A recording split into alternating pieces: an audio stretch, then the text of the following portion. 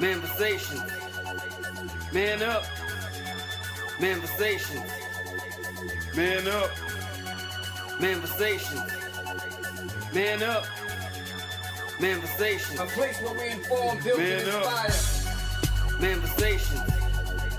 Man up. Manifestation. Man up. Manifestation. Man up. A place where we inform. Manifestation. A place where we inform, build, and inspire. You gotta eat what you kill. You gotta go out there. You gotta hunt for your meals. We all have that ability to connect with people, to be that motivational person in somebody's life. You gotta let people know there's certain lines you don't cross, and that there's gonna be consequences if you do. Man up. If you are an adult and you are in a relationship, that person's emotions are not your responsibility. Man up. Manifestation. Man up. Manifestation. Man up. Manifestation. A place where we inform, build, and inspire. The devil, during slavery, destroyed the masculinity or manhood of the so-called Negro. No man. No man. Right now you got to be trained all over again to be a man. When someone is obligated to do something, it is binding upon them to do it. And failure to do it causes reaction.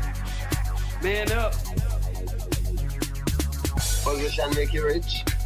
I don't have that type of richness. My richness is life forever. If that people knew their glorious past, if that people knew their glorious past, if that people knew their glorious past, then they would be more inclined to respect themselves. I'm not saying I'm going to rule the world or I'm going to change the world, but I guarantee that I will spark the brain that will change the world. And that's our job, is to spark somebody else watching us. A place where we inform, build, and inspire. Manifestation. Man up. Manifestation. Man up. Manifestation. Man up. A place where we inform. Manifestation. A place where we inform, build, and inspire. You want to tell me about yourself? Go get your friends. I'll tell you who you are based on who your friends are. Don't just live and die. That's an ugly existence. Make your life matter. Make your life count. Live a life where people can actually mourn you for the things you left behind, not just because you were around and existed. We need strong black nuclear family. Yes. Yes. That's what it is. Mother, father, son, daughter, all in the same house with a focus on the family unit as a whole. We had Tulsa, Atlanta, New Jersey, Detroit. We had Rosewood. We had Black Wall Streets all over. The Republicans aren't for us, but the Democrats aren't for us either. And we should have no alliance to any political party. We only have alliance to what is in our own best interest. A place where we inform, build, and inspire. Manifestation.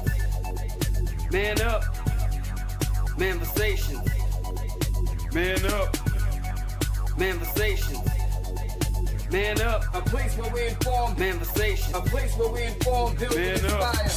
At the end of the day, as men in the community, we must stand together and be counted, because people look to us for guidance, leadership, and protection. And if we are not about that business, we are not on our job. Here we have grown-ass man conversations in the spirit of that purpose. Anthony Malcolm, Bobby Drake, Major Gage. We are. This is Manifestations 2020. Manifestation.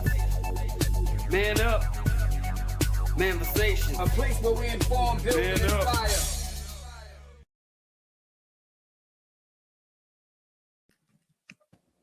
We're here. What's up? We back like we never left. What's cracking? Happy 2026, y'all. That's what I'm talking about. Happy New Year. Happy New Year. Good to see y'all. Good to see y'all peoples. You know what I'm saying? Manifestations 2020, we in the building. I am your host, Major Gage. I got my mans in them with me, Anthony, Malcolm, and Bobby Drake, and we are Manifestations 2020. What's good, fellas? What's cracking? What's good? What's good? Everything wonderful. Wonderful. Yes, sir. Yes, sir. Yeah, man. So how's everything real quick? Just catch us up. How's the holidays, the new year and everything? Y'all got any shout outs y'all want to give real quick before we get into it?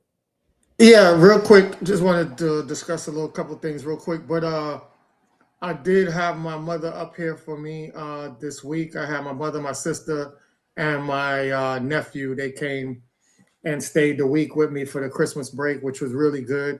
Nice.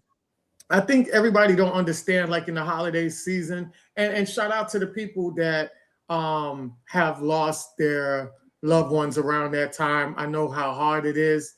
And the reason why I'm giving you a shout out is because it takes a lot of endurance to go through the holidays knowing that you're missing somebody that you truly and deeply love. Because having my mother here when so many other people don't, I appreciate her time with me. Because it's much needed. That feminine energy that your mother brings, that warming energy that she brings, it is something that it's hard to explain. That type of energy that overcomes a household during the holiday. So whether it's your mother, whether it's your grandmother, you know how that feminine energy is around the holiday time. So I enjoyed it, man. It was really something that I needed. My mother is a very outgoing person when it comes to doing yard work. And this lady here, man, my hats go off to her, man. She is so phenomenal. So just having her up here around the weekend, the holiday time, was definitely something that was very much needed. My nephew, just having him away from Miami, giving him a change of scenery, that was an excitement in itself for him. He enjoyed himself in the house as well. So definitely wanted to say that. And fellas, going into 2026, I just want to give you guys a little free game and knowledge real quick. Let's not debate with these women like we normally used to do.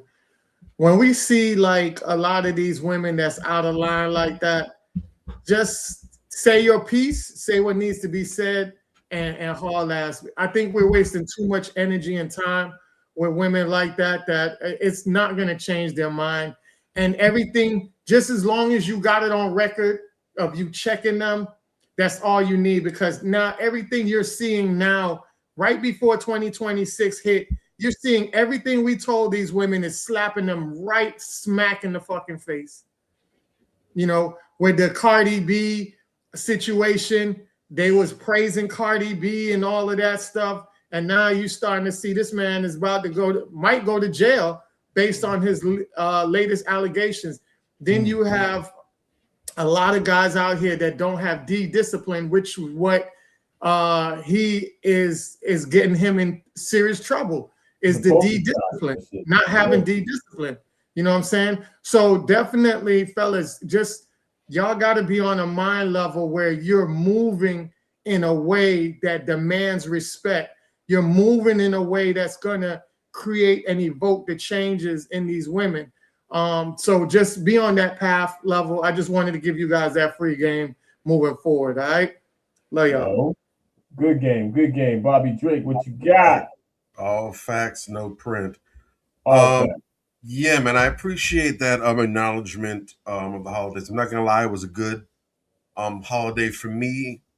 It's good, nice, restful, relaxing, but there was a fair bit of mourning and grieving that did take place. A number of people I know was going through it this season. Thankfully, thank God that wasn't me. That's not my testimony. I'm grateful for that. But some people that I'm very cool with really went through some rough times, both during the holidays and coming into it. Want to say in particular, shout out to the Osborne family. A couple of their family members do support us and rock with us from time to time. Got some messages from some of them indicating, appreciating the message that we've been on over the time span. and they lost a son, cousin, a brother, someone who wasn't just family, but really was a friend, and he was really an amazing young guy, man. 22 years old, was fighting his ass off, but lost the battle to cancer. But he was together for the family to travel to him, and dude was so tough, man. He's in the hospital, man. Dude's going through it, and he's praying for all the doctors and the nurses and everybody. He's more concerned with how other people are doing themselves. Always got a positive word, a smile on his face. Dude was a friggin' warrior. You know, those kind of stories, those situations, it's like, you really gotta. I can't speak for anybody else. When I see and hear those kind of situations, it makes me sit back and just flash back on the things that I complain about and that I've grown about. And it just really is a gut check for me to shut the hell up because I got my right mind. I'm in good health. You know, I'm employed. I get paid. I have people in my life that love me. I have a lot of things in my life going for me that some people really can't say. And when you see those situations, it's like, dude, you don't have anything to run your mouth about.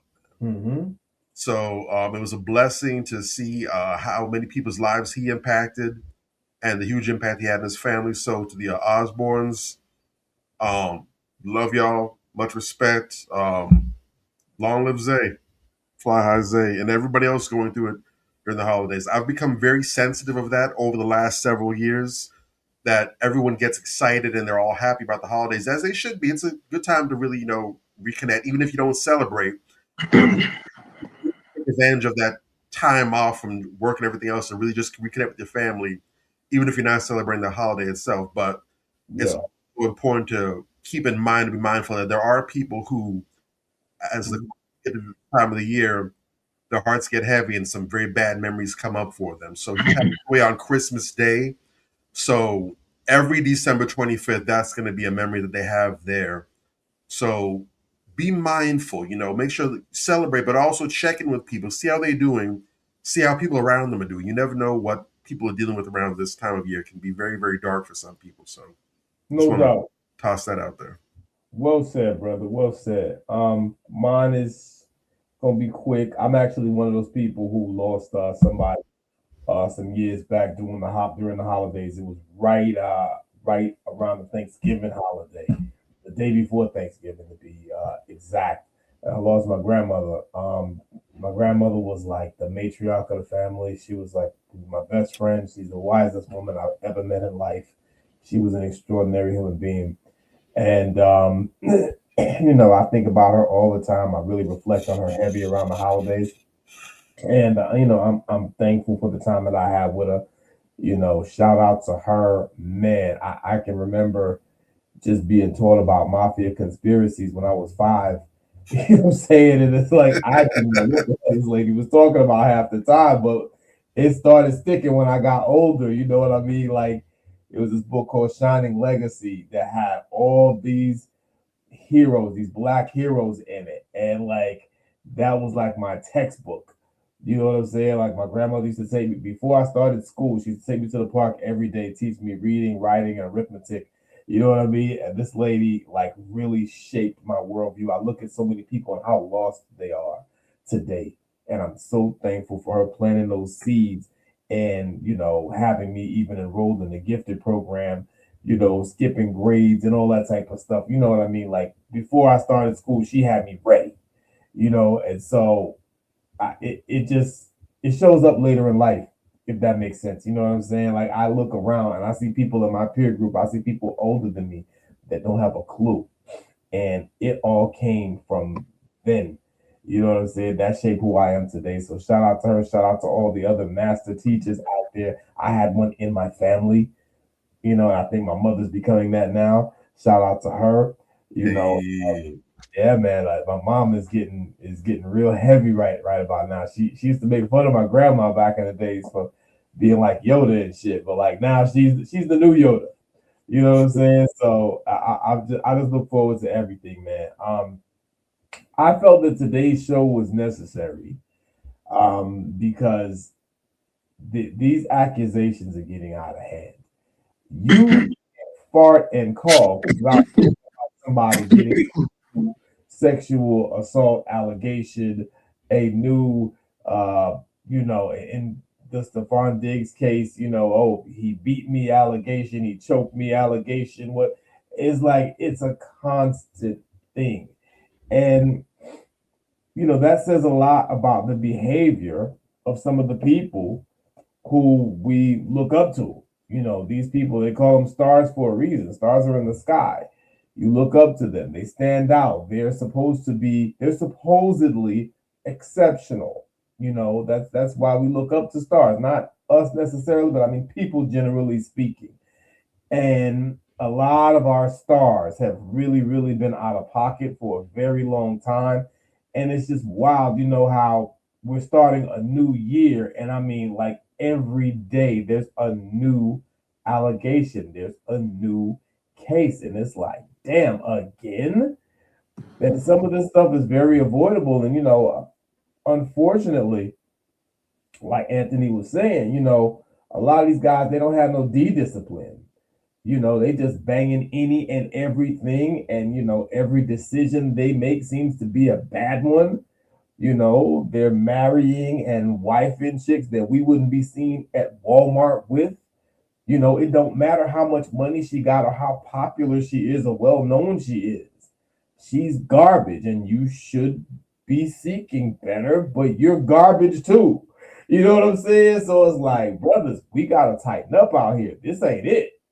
Because we are seeing real time, real world consequences that these guys are facing, because they're hanging around these unscrupulous individuals and they have all of these questionable activities that they're engaging in on a constant basis. So I'm gonna set it off with this one right here.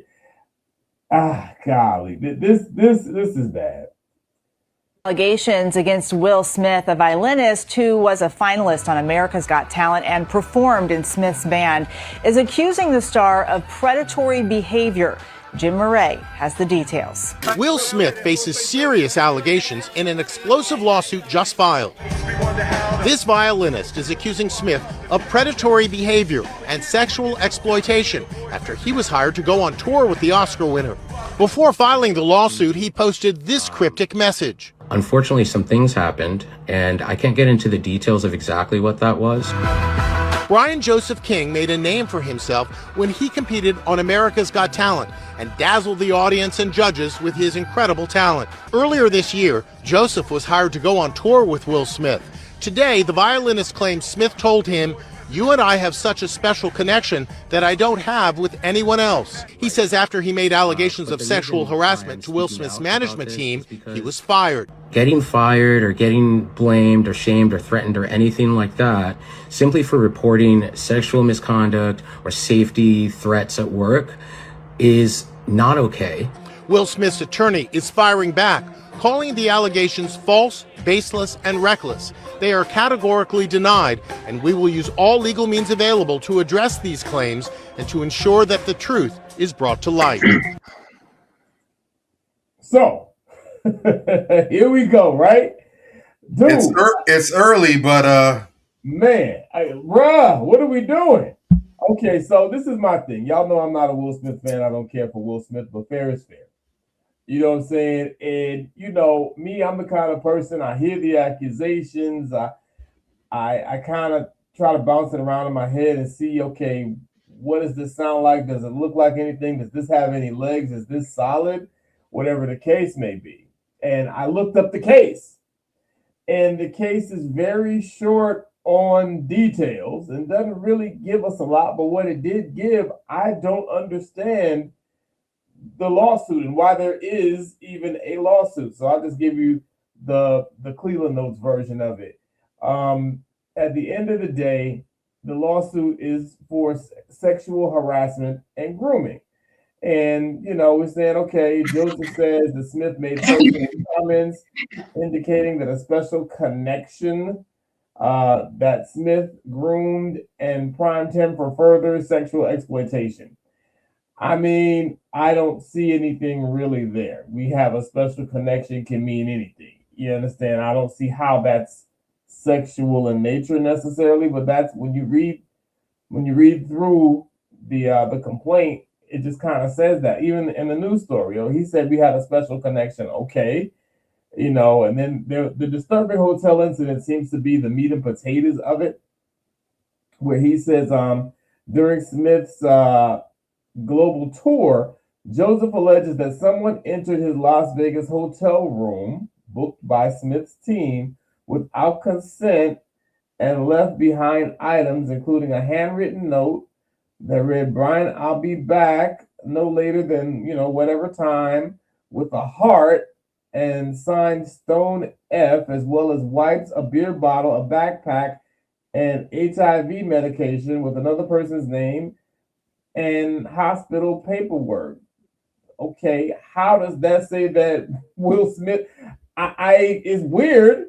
You understand what I'm saying? But how is that telling us that Will Smith? No, that's a threat.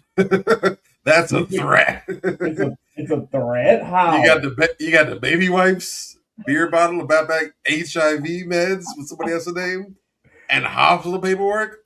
Bro, backpack. You dropped off the spend a night bag over here. Oh hell no! Hey, it's about to be some furniture rearranged and not in the freaky deaky way. But this is the thing.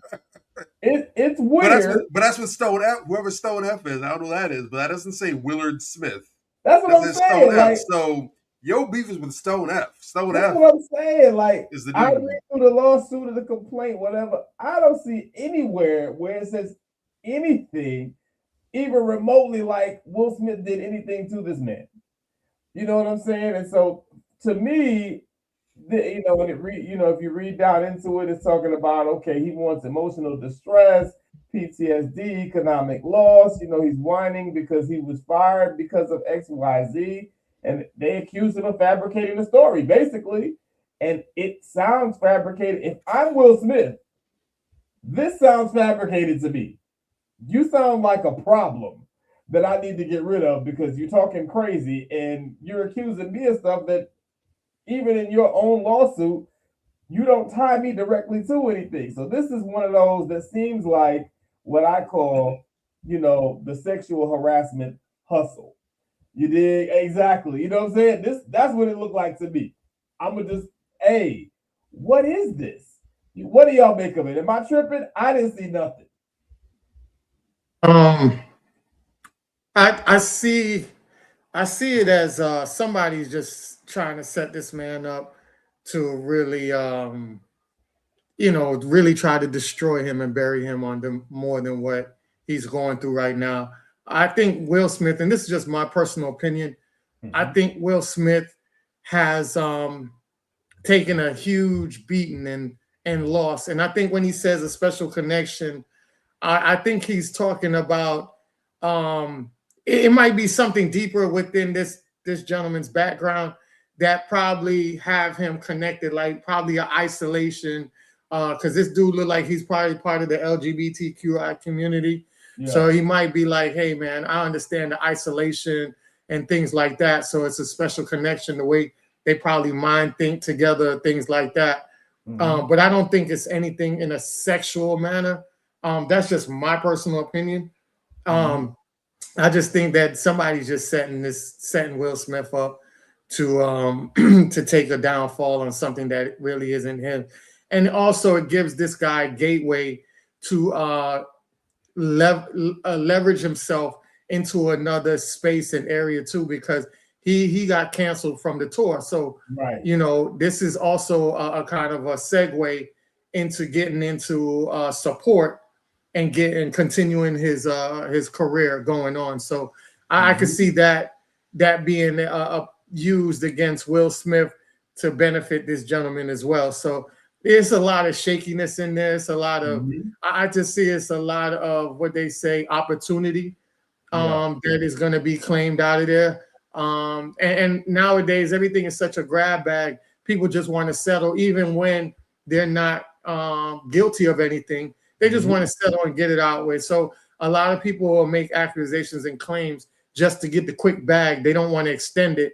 They just want to get that quick bag. And also, when you get that quick bag, it also makes it to the point where it kind of gives you a sense of guilt in the public eye. Like why you don't fight it out and and state to everybody your innocence? Why you paying them off and leaving it as that? And it goes deeper than that. A lot of people don't understand the long-term effects of that thing, because when you drag stuff out, you're still going to lose money even when you are innocent. So I think that part of it, but I'll land my plane on that. It is wild. What does Jason Black say? Look at me, look at me, look at me, look at me. That's how he comes off to me. Like, what are you talking about? You know, it makes no sense whatsoever to me, bro. It's disgusting. You know, people are using sexual assault cases as their own personal rollout into the entertainment industry. That's what it looks like to me. What do you make of, Bobby? Am I tripping?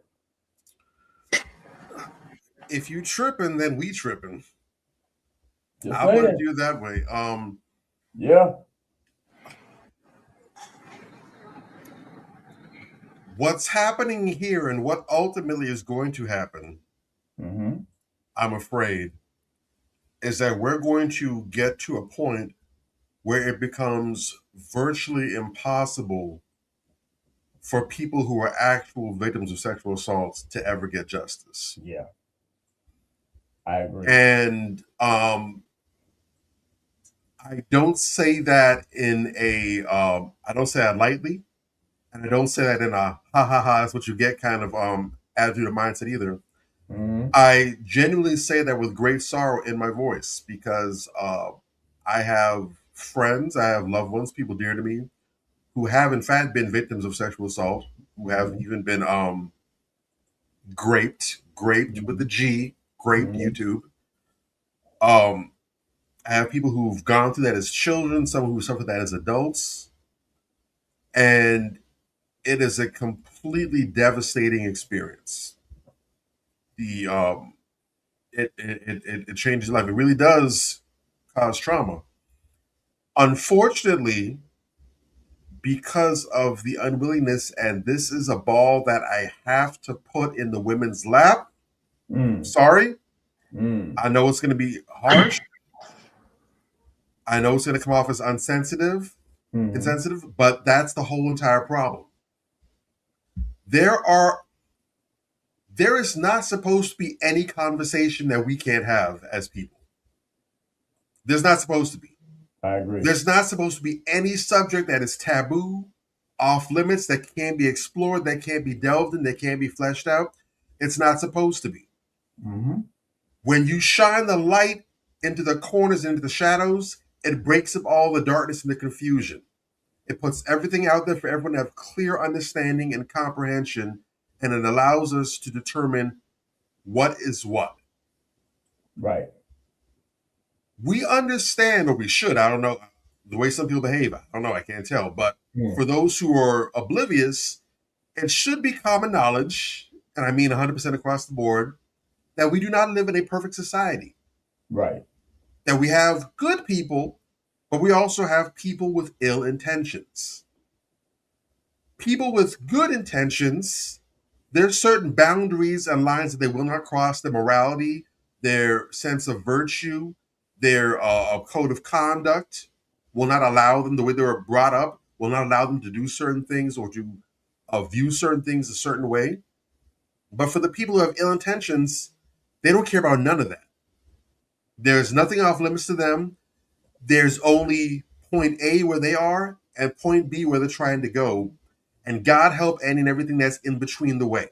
When we get to a point where we want to make it so that you can't question things related to sexual assault, when you can't question victimhood, where you can't ask for specifics, evidence, we need such and such to be verified. Now, again, I fully understand that it's a traumatic experience, and the last thing anyone who's gone through that wants to do is to be grilled and basically questioned and have everything pinned down. Right. But we have to understand that it's not about the individual in that moment. It's about everybody else. Because when we are reluctant and hesitant to ask these questions in good faith, with good intentions, we're not looking to demonize them or to make them feel less than, but because we just want to get to the truth, and the truth is all that matters. Yeah. When we have that mindset, we create the atmosphere for situations like this, where people can just come and just lob false accusations for the sake of getting a bag. That becomes the new scam. I don't have to go and rob an old lady for her purse. I don't have to go and stick up a break in somebody's house. I can just find some way to get clicked up or get in proximity with a celebrity and accuse them of something heinous. And if I'm lucky enough, I can make out with more money than I walked into the situation with.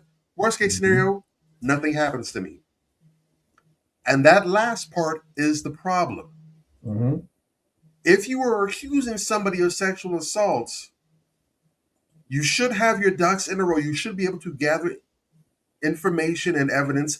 I understand that that's not always possible, but a crime is a crime, and the same burden of proof is supposed to exist across the board. Right. There's not supposed to be anything where you can just accuse somebody and either hits or misses. Because the reason we see these false accusations isn't just because people are reluctant to dig deeper and to get information, but it's because when it's been proven and exposed that someone is full of dinosaur shit, there's no consequences. If I dial 911 right now and put in a prank call, guess what? I'm getting that work. Yeah. If I pull the fire alarm, I did that when I was a kid. So that one I know firsthand. I can testify. I can do a deposition. You pull the fire alarm, and fire rescue comes out. Ain't no fire. Oh, you just bull driving? Okay, well, guess what? This fine you about to pay, that ain't no bull driving. And we ain't taking Cash App, or we ain't taking Shine. Nah. We need that in paper.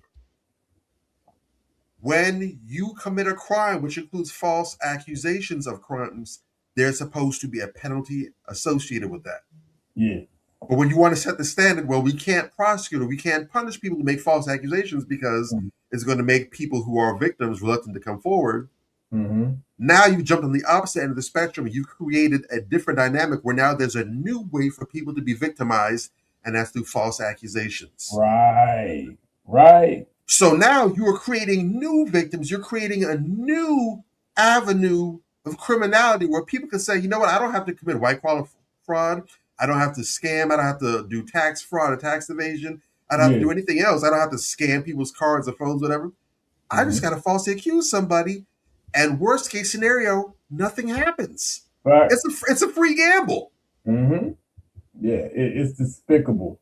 And the problem is, I don't think, and in closing, I think that there might come a time where this is fixed, but because women have been the primary obstacle and roadblock to nature taking its course where this is concerned, what's going to have to happen is it's going to have to be a critical mass of women who are hit with these false accusations and penalized before the law changes. Enough women have to get hit in their pockets and bled dry in order for women to get on board and say, you know what? There's too many women that are victims of this. Their reputations are suffering. They're losing work opportunities. They're losing money in their livelihood. Their legacies are going down the toilet. We need to start getting tough on false accusers. That's what's going to have to take place. No doubt. And a lot of women are going to have to suffer first before that happens. And also, again, women are also going to have to suffer where no one takes these claims seriously anymore. Where it gets to the point where a woman says, I've been assaulted, and the general consensus is like, yeah, you and everybody else. Right. And I'm encouraging women to not let it, I'm the canary in the coal mine right now. I'm encouraging women, do not let it get to this point where you have people who are getting ruthlessly slaughtered on both ends, people who are being sexually assaulted and can't get justice, and people who are being falsely accused and getting bled dry. Please don't let it get to this point where everyone is down bad because you refuse to take action. I agree. Facts. And I can even spread that out a little further, sisters, shout out to y'all, first of all, the real sisters that are out there, but a lot of y'all, I know that it's messy and you don't want to get involved in some of these discussions. Most sisters, that are very feminine, they don't like, all the aggression and whatever online or whatever, but y'all gonna have to get involved, because the result of you not getting involved is knuckleheads is out there representing you, and they're a misrepresentation of who y'all are, and they're, like Bobby just pointed out, they're allowing And in many cases, they're the main progenitors of all of the wrong things being permitted. You know what I'm saying? Like, absolutely. You know, you're gonna have to stand up to some of these people who are coming out here misrepresenting you. Just more broadly speaking, you know, and it's a whole industry at this point, you know, and not to take anything away from the people who really are victims. You know, my heart goes out to them. They deserve justice. You know what I'm saying? But at the end of the day, this is what's happening. This right here, this is bullshit. This case, I'm not gonna pull no punches. This case is bullshit. It's nonsense based on what's in there. Now, if there's something else that didn't go on, okay, whatever. But like, I would think that, you know, you present your evidence your first go round. You know what I'm saying? Like, we don't know who you are. Okay, you're bringing this to the public. You're going to give it your best. You're going to put your best foot forward, and that's all you got. That's bullshit. It's no reason that case shouldn't be thrown out. Go ahead. No, I'm saying it's a rise in professional victim. Yeah. Professional victims. I grew up seeing professional victims going to different stores and trying to slip at that store to create a lawsuit. So now the professional victims have now went from the brick and mortar to now personal. You know, so now you have professional victims going against other people because it's more lucrative now. And people are backing up these sensationalized allegations because a lot of people nowadays, because they're not being healed, they're trauma bonding to these people and looking at them as if their situation is linked to their situation or their past. Like Bobby was saying about some of his peoples have been sexually assaulted. So you have some people that haven't gone through the correct healing that will hear somebody that say something like that, and they won't even analyze the whole situation. It's, oh, they sexually assaulted me. Oh, he's guilty, because their personal experiences now attached to them, saying, oh, I was a victim in my situation, so you got to be a victim in your situation. And I think that's a dangerous line that is being towed. Agreed. And real quick, let me just put a button on this before we move on to the next topic. Fellas, you know, black men in particular, you know, who are in these high positions. You got a lot of money, you got a lot of eyes on you, you're the man, you know, or you were the man at one time, and you still are living off of some of those remnants of when you were the man. You're a target now. You a come up now. They looking at you like, man, I'm gonna get rich if I can just get close enough to him to blame him for some shit. If I can get one of these text messages to come back looking crazy, you understand? You are the mark. Be very mindful about the people that you allow around you. Some of y'all got these little bummy ass niggas around you that mean you know well. You know what I'm saying? And it's showing up.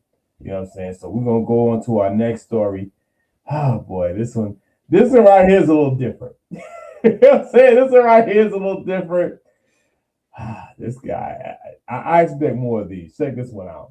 This is sad too, but I can't say that I'm surprised. Be done about Tyler Perry, man. He can't keep getting away with this.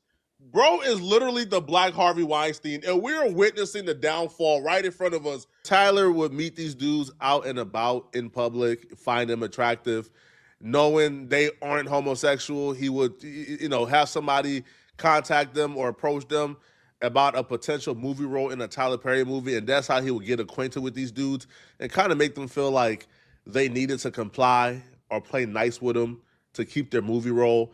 And he did this with multiple people. Now, the newest lawsuit is from a guy called Mario Rodriguez. Well, he filed a lawsuit, and he's adamant that Tyler Perry violated him and SA'd him. And this was really tough for him to come forward. But when it happened to me, I felt ashamed.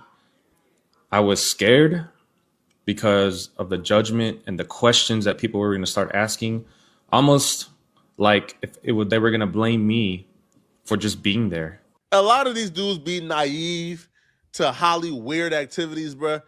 if somebody, especially a man who I know is flexible, he approached me for a movie role, and the only thing he's talking to me about is how good looking I am, about my modeling photos, my half nude photos I have on my Instagram, bruh, that's a red flag, bruh. I'm not continuing any further. And the real red flag is, Buddy told Tyler he ain't never acted before. Tyler said, oh, don't worry about that. I'm a good person to know in this industry. Well, I stayed quiet for much too long. And I just want to say I'm really sorry, man, because if I would have spoken up sooner, I could have saved somebody that this probably happened to after me. What exactly happened to Mario? So the second meeting, Tyler made a move on Mario in the movie theater, right? According to Mario in his lawsuit, he put his hands in between Mario's thighs. He was rubbing on Mario's privates over the pants. Mario kind of froze up, excused himself, and went home. Okay, and there you have it. Yeah, and that was one of them. There's also Again. there's also another one that came out that same week. Again. And so now Tyler Perry has 3 accusers. Interestingly enough, that guy looks just like the first guy, Derek Dixon. That's just proof that God has a sense of humor. His name is Dixon. You know I'm just saying. But that guy looks just like him. I was gonna eventually peep that, but you brought me there a whole lot sooner. But I'm just saying, what are we doing? That's cruel. Tyler Perry, that's a cruel one. The thing about Tyler Perry, it's very unfortunate. What happens is you start getting a track record. I don't know. In fairness, as much as I can't stand Tyler Perry, I'm fair. In fairness to Tyler Perry, we don't know if this happened or not. We don't know if this is another guy, trying to get a come up or whatever the case may be because of what we just discussed. The landscape is being created right now, is being cultivated, is such that anybody can just come out and hurl an accusation at you, and now you got to prove yourself innocent. Spending $1 million, $1 trillion, to prove your innocence. And even if you do, some people may not get the memo, especially people that already dislike you. But if you peep Tyler Perry, he's already got kind of a degenerate type of programming that he puts out, or whatever the case may be, very debaucherous, very degenerate. That doesn't help. He already has other people talking about how, they're not paying him right or whatever. You have other people who haven't come out and formally charged him, like Christian Keys, who've also worked with him, that have similar accusations or whatever. And so it starts to create a picture of you that's not favorable. And, with Tyler Perry in particular, you really, really got to ask yourself, because, you look at his movies and, the acting is terrible a lot of the time. And you scratch your head like, how did this guy get this role? And, here you go. It's like, you put 2 and 2 together and get 22. That casting couch never has the no vacancy sign up. I'm just saying. For all the traffic it gets, it never has the no vacancy sign up. It never does. And guys, fellas who are trying to get into the industry, you got to stop putting yourself in precarious decisions, in precarious predicaments. You have to use discernment. There's already stories out about this guy, and then you're going to show up to his movie theater. You guys got privacy popping or whatever. I agree with Flacco. Shout out to Flacco, by the way. Flacco got a dope podcast. He's saying that a lot of these guys feel like they're just going to string these guys along and get these roles and make them think they're going to get something. And Tyler Perry like, nah, bro. You know what I'm saying? You got to come up off them cheeks if you want to. No. That's not entirely correct. You go get something, all right. It just might not be what you anticipated, or might be what you expected. But hey, please believe, Mr. TP, he leaving out here with something. Come on now. That's what he's basically saying. He's like, Tyler Perry stopping him at the door and like, hey, bro. And so, you end up like this. Unfortunately, I don't want to sound like I'm victim blaming, like the liberals like to say, but I'm gonna tell it like the fuck it is. You have to avoid putting yourself in some of these predicaments. It just is what it is. That's for men and for women. I look at some of the comments. I'll be remiss if I didn't mention this. I look at some of the comments, and I'm very disappointed because the same women who say believe all women, when there's a man making the accusation, they don't really have nothing to say. Or they're saying something that's not in support of the victim. So we have to be consistent out here. Which way we gonna go? Y'all tell me what y'all feel on this, man. Talk to me, man. I'm not a fan of Tyler Perry. I think, in the words of Dr. King, I mean not Dr. King, but Malcolm X, the roosters have came home. I don't think, I really believe it's the ancestors' work. You are a person that is being used as optics by the dominant society. If you were to play like our ancestors was, play the spook that sat by the door, got the resources, got this big, studio land, and yet you're putting out trash and nothing that is out here doing tangible wealth for our people, then this is the type of repercussions that you eventually come down the line and have. Right. A lot of times I think people don't realize that when these guys, look at Tyler Perry and look at Will Smith. These are two people that been in the limelight and have projected themselves in a homosexual role. Both of them ain't come out as homosexual people, but now what you do is you're putting that image out there, and now you're engaging with people from the LGBTQIA community who now uses your public image out there. So if they make these allegations, it's automatically going to stick because you already promoted yourself in that way. So if Denzel, let's take Denzel. Denzel comes out and a homosexual man said, Denzel made advances to me. People going to be like, you full of bullshit. Yeah. But because you have Will Smith playing the gay movie, because you have Will Smith children that call themselves pansexuals, now when this LGBTQIA dude comes out and says this going on, now you're starting to wonder, like, damn, is he really like that? Because everything around him is not given a clear definition that he's not like that. With Tyler Perry, you jumping up, you a man, big, grown ass, oversized Magilla gorilla in a damn dress, and you have been playing for over 20 something, 30 years, playing a woman, in this dress. And now when you have these allegations coming out with these heterosexual men that are non-black, from what I see, I didn't see any black men accusing them, right? So not these yet. Are his, nope. Yeah, these are Hispanic guys. So now the ancestors is telling you, like, yeah, you have a disdain for black men. You throw black men under the bus. You really don't uplift black men. Now these non-black men are out here going to destroy you.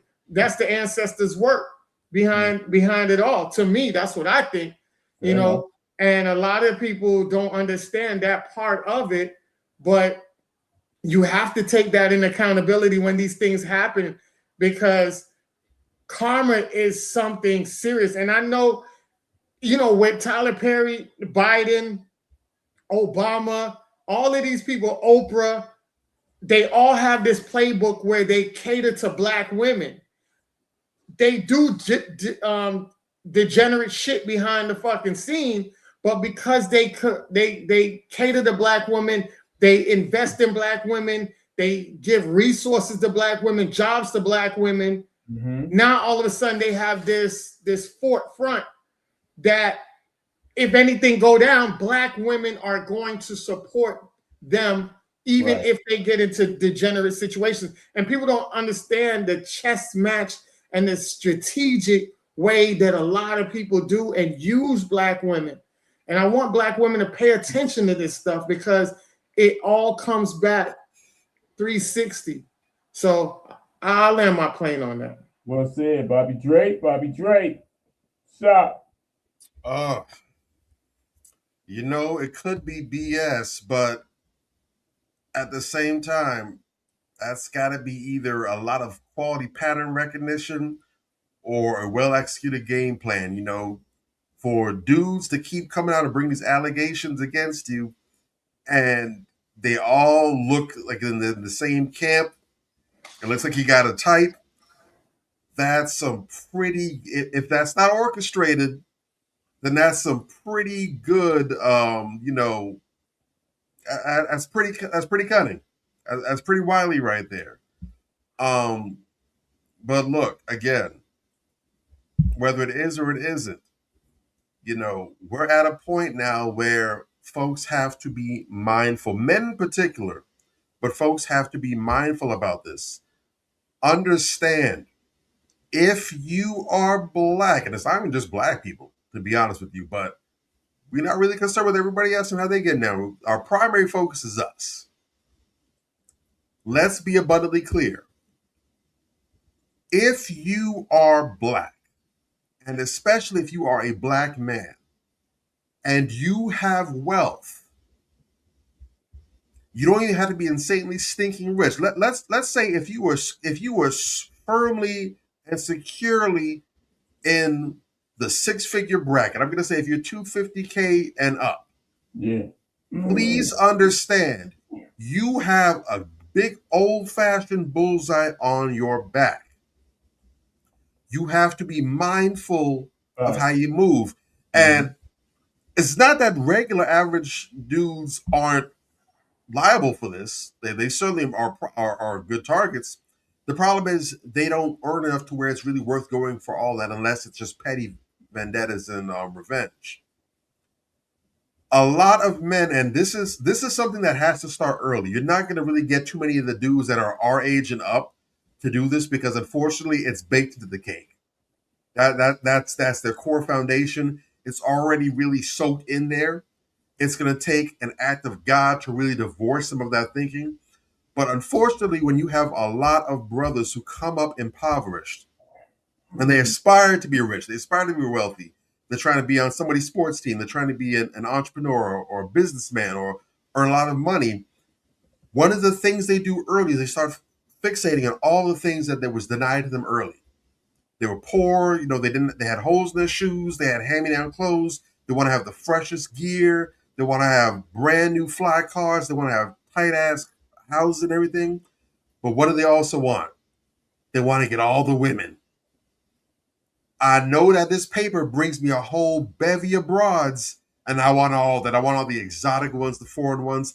I want all the signs, physical and symbolic, that represent luxury and wealth and largesse that I knew from my poor lowly station I was denied out the gate. I'm coming for everything that was denied to me. The mindset is cool. I don't have any issues with that. Absolutely. Use that motivation.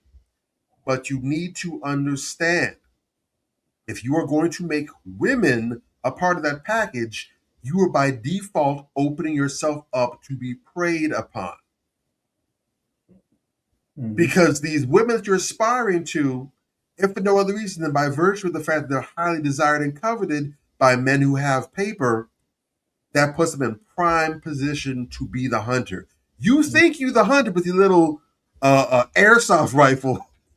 Meanwhile, this chick got a whole damn sniper rifle aimed at your dome, and she's ready to take your headpiece clean off.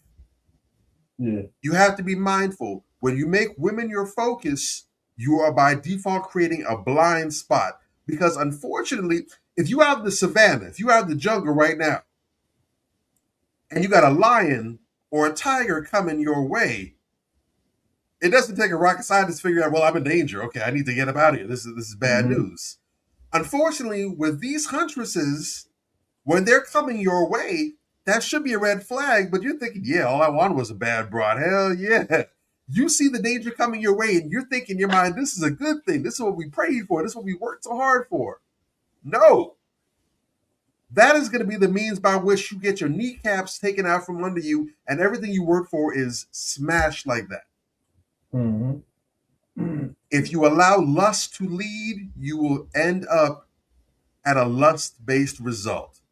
Brothers, I'm not necessarily saying that you have to be monks, but the bare minimum, if you are hell-bent on operating this way, because again, if you want to operate this way, that's your business. I wouldn't recommend it, but that is your right. If it's consensual, there's no illegality there. But if you are hell-bent on moving this way, you need to be responsible enough to insulate yourself against these kind of things. You need to understand how contracts work, NDAs work. You need to, and it's going to make you look bad, but that's the business. That's the camp. They're getting paid by you, so it is what it is. No matter how they judge you, as long as your paychecks come in on time. You need to sit with your lawyers, your attorneys. How do we set it up so that we're minimizing my risk to sexual assault cases, to false sexual assault claims, keyword false? And how do we make it so that these interactions I'm looking to have are all consensual, above board, and it can be proven as such, and it's bulletproof, or as close as we can get to that? You need to think strategically, because all you do is see these broads with these bad BBLs and these duck lips, and all of a sudden, all the blood flow shuts off above your eyeballs, and is firmly in the captain's chair. The big homie sitting there looking, look at me, I'm the captain now. You gotta fix that. Some of these interactions are the most expensive piece of tail on the planet Earth, and I'm pretty positive if we were to ask you, hey, your dealings with this woman cost you approximately $3.9 million. Was that tail, were the accountants that you had, was that worth $3.9 million? I'm pretty damn sure the consensus would be it wasn't even worth six figures. Facts. We have to use this, brothers, in 2026. If you're dumb, you're officially on the endangered species list, and there's a bullseye on your ass. Come on, let's get it together. Well said. Hey, everybody that's in the chat with us, hit the likes for me, please. Hit the likes. We got a few people in here. It's sad and despicable to see, brothers go out like this. Again, with Tyler Perry, I'm not particularly surprised, especially when I look at the type of degenerate programming that he puts out there. He loves to hide behind, I give a lot of black people jobs, and he does give a lot of black people jobs. But unfortunately, the imagery that he puts out and, the way that he portrays black people publicly, even is now, Anthony pointed out, he likes to hide behind black women. Even black women are calling him out.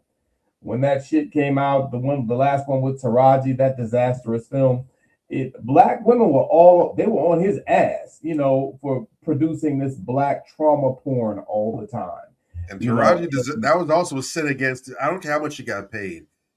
She's a woman that actually cares about the craft. She's not out there just trying to hustle to get a buck. She actually cares about the craft of acting. She is a true, real-life thespian and a damn good one. That was a slap to her face. Yeah, it was pathetic. That was some pimp ho type shit. I've been told y'all. Yeah, but I've been told y'all about that. That, to me, I found it to be a slap more in gosh, what's her name? The Cosby Show lady. Alicia Rashad? Alicia Rashad. I find it to be a slap in her face because he done gave her so many degenerate ass roles that now the newer generation don't even see the same Felicia Rashad that we saw back in the day. And that's what I'm saying. Such high reverence, yeah, and that's what I'm saying. Like, I don't rock with Tyler Perry. You know what I'm saying? I don't rock with Tyler Perry. Same thing with Shannon Sharp. You got these dudes. Tyler Perry is about to lose a big bag. He's about to lose a big bag, right? And then you have Shannon Sharp that lost a big bag. Dog, do you know how much money that Shannon Sharp, when he lost that money? Because I don't think they disclosed it, but I'm pretty sure the lady got over $20-something million. I'm pretty sure of that. Yeah.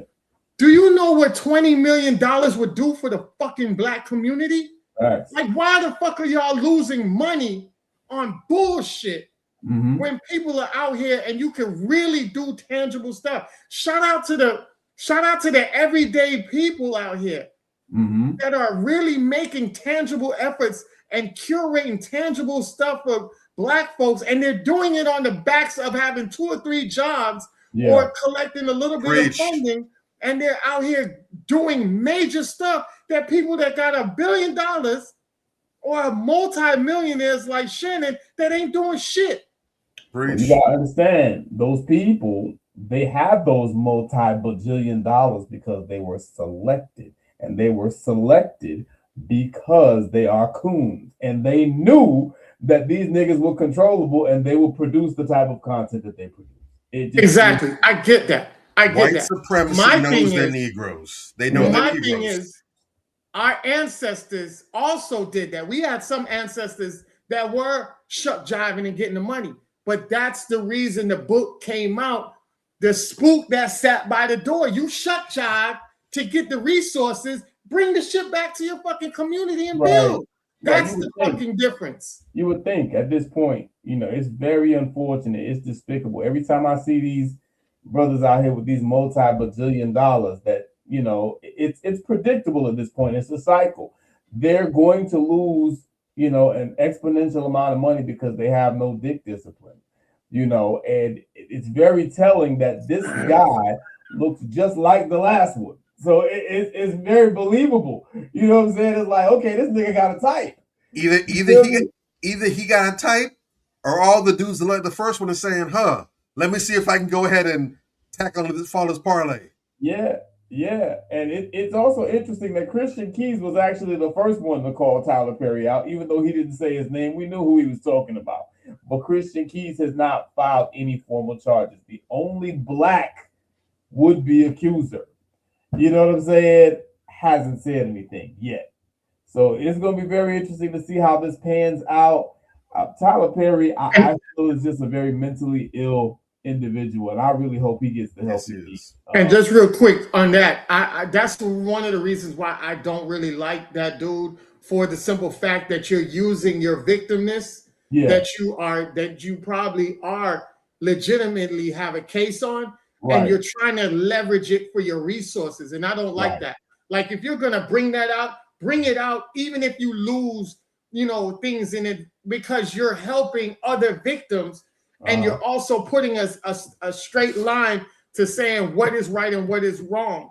But if you're sitting back lingering, oh, I'm gonna hold the information out and I'm gonna hold the name out unless you do this, like you're leveraging income for the wrongness. Like, that's fucked up, and I don't respect that. It's despicable. That Tyler Perry situation is not going to end well.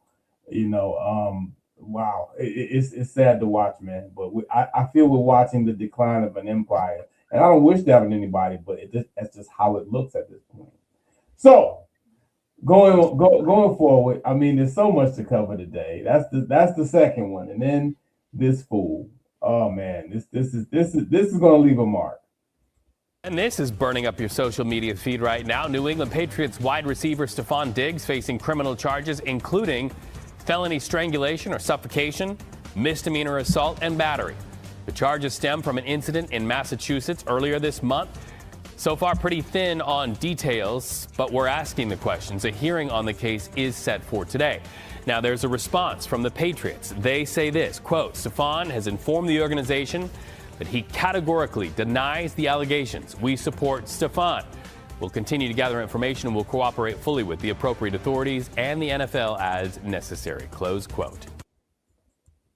So then you have this fool, you know, and I mean, it's like this dude is the gift that keeps on giving. I can't think of a more despicable person in recent memory than Stephon Diggs. You know, and you hear the accusations that they're abhorrent, you know, as expected. Hey, what's going on, Danny? Danny, what's up, Danny?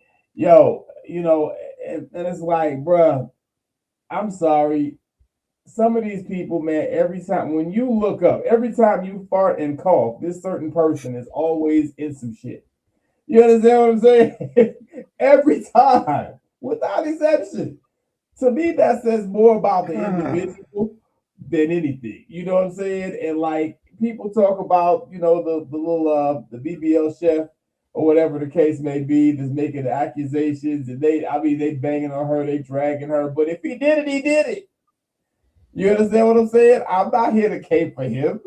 Why would I? You know what I'm saying? Like, we have to get and his, again, we talk about a person's character and their track record and it creating an image and painting a picture.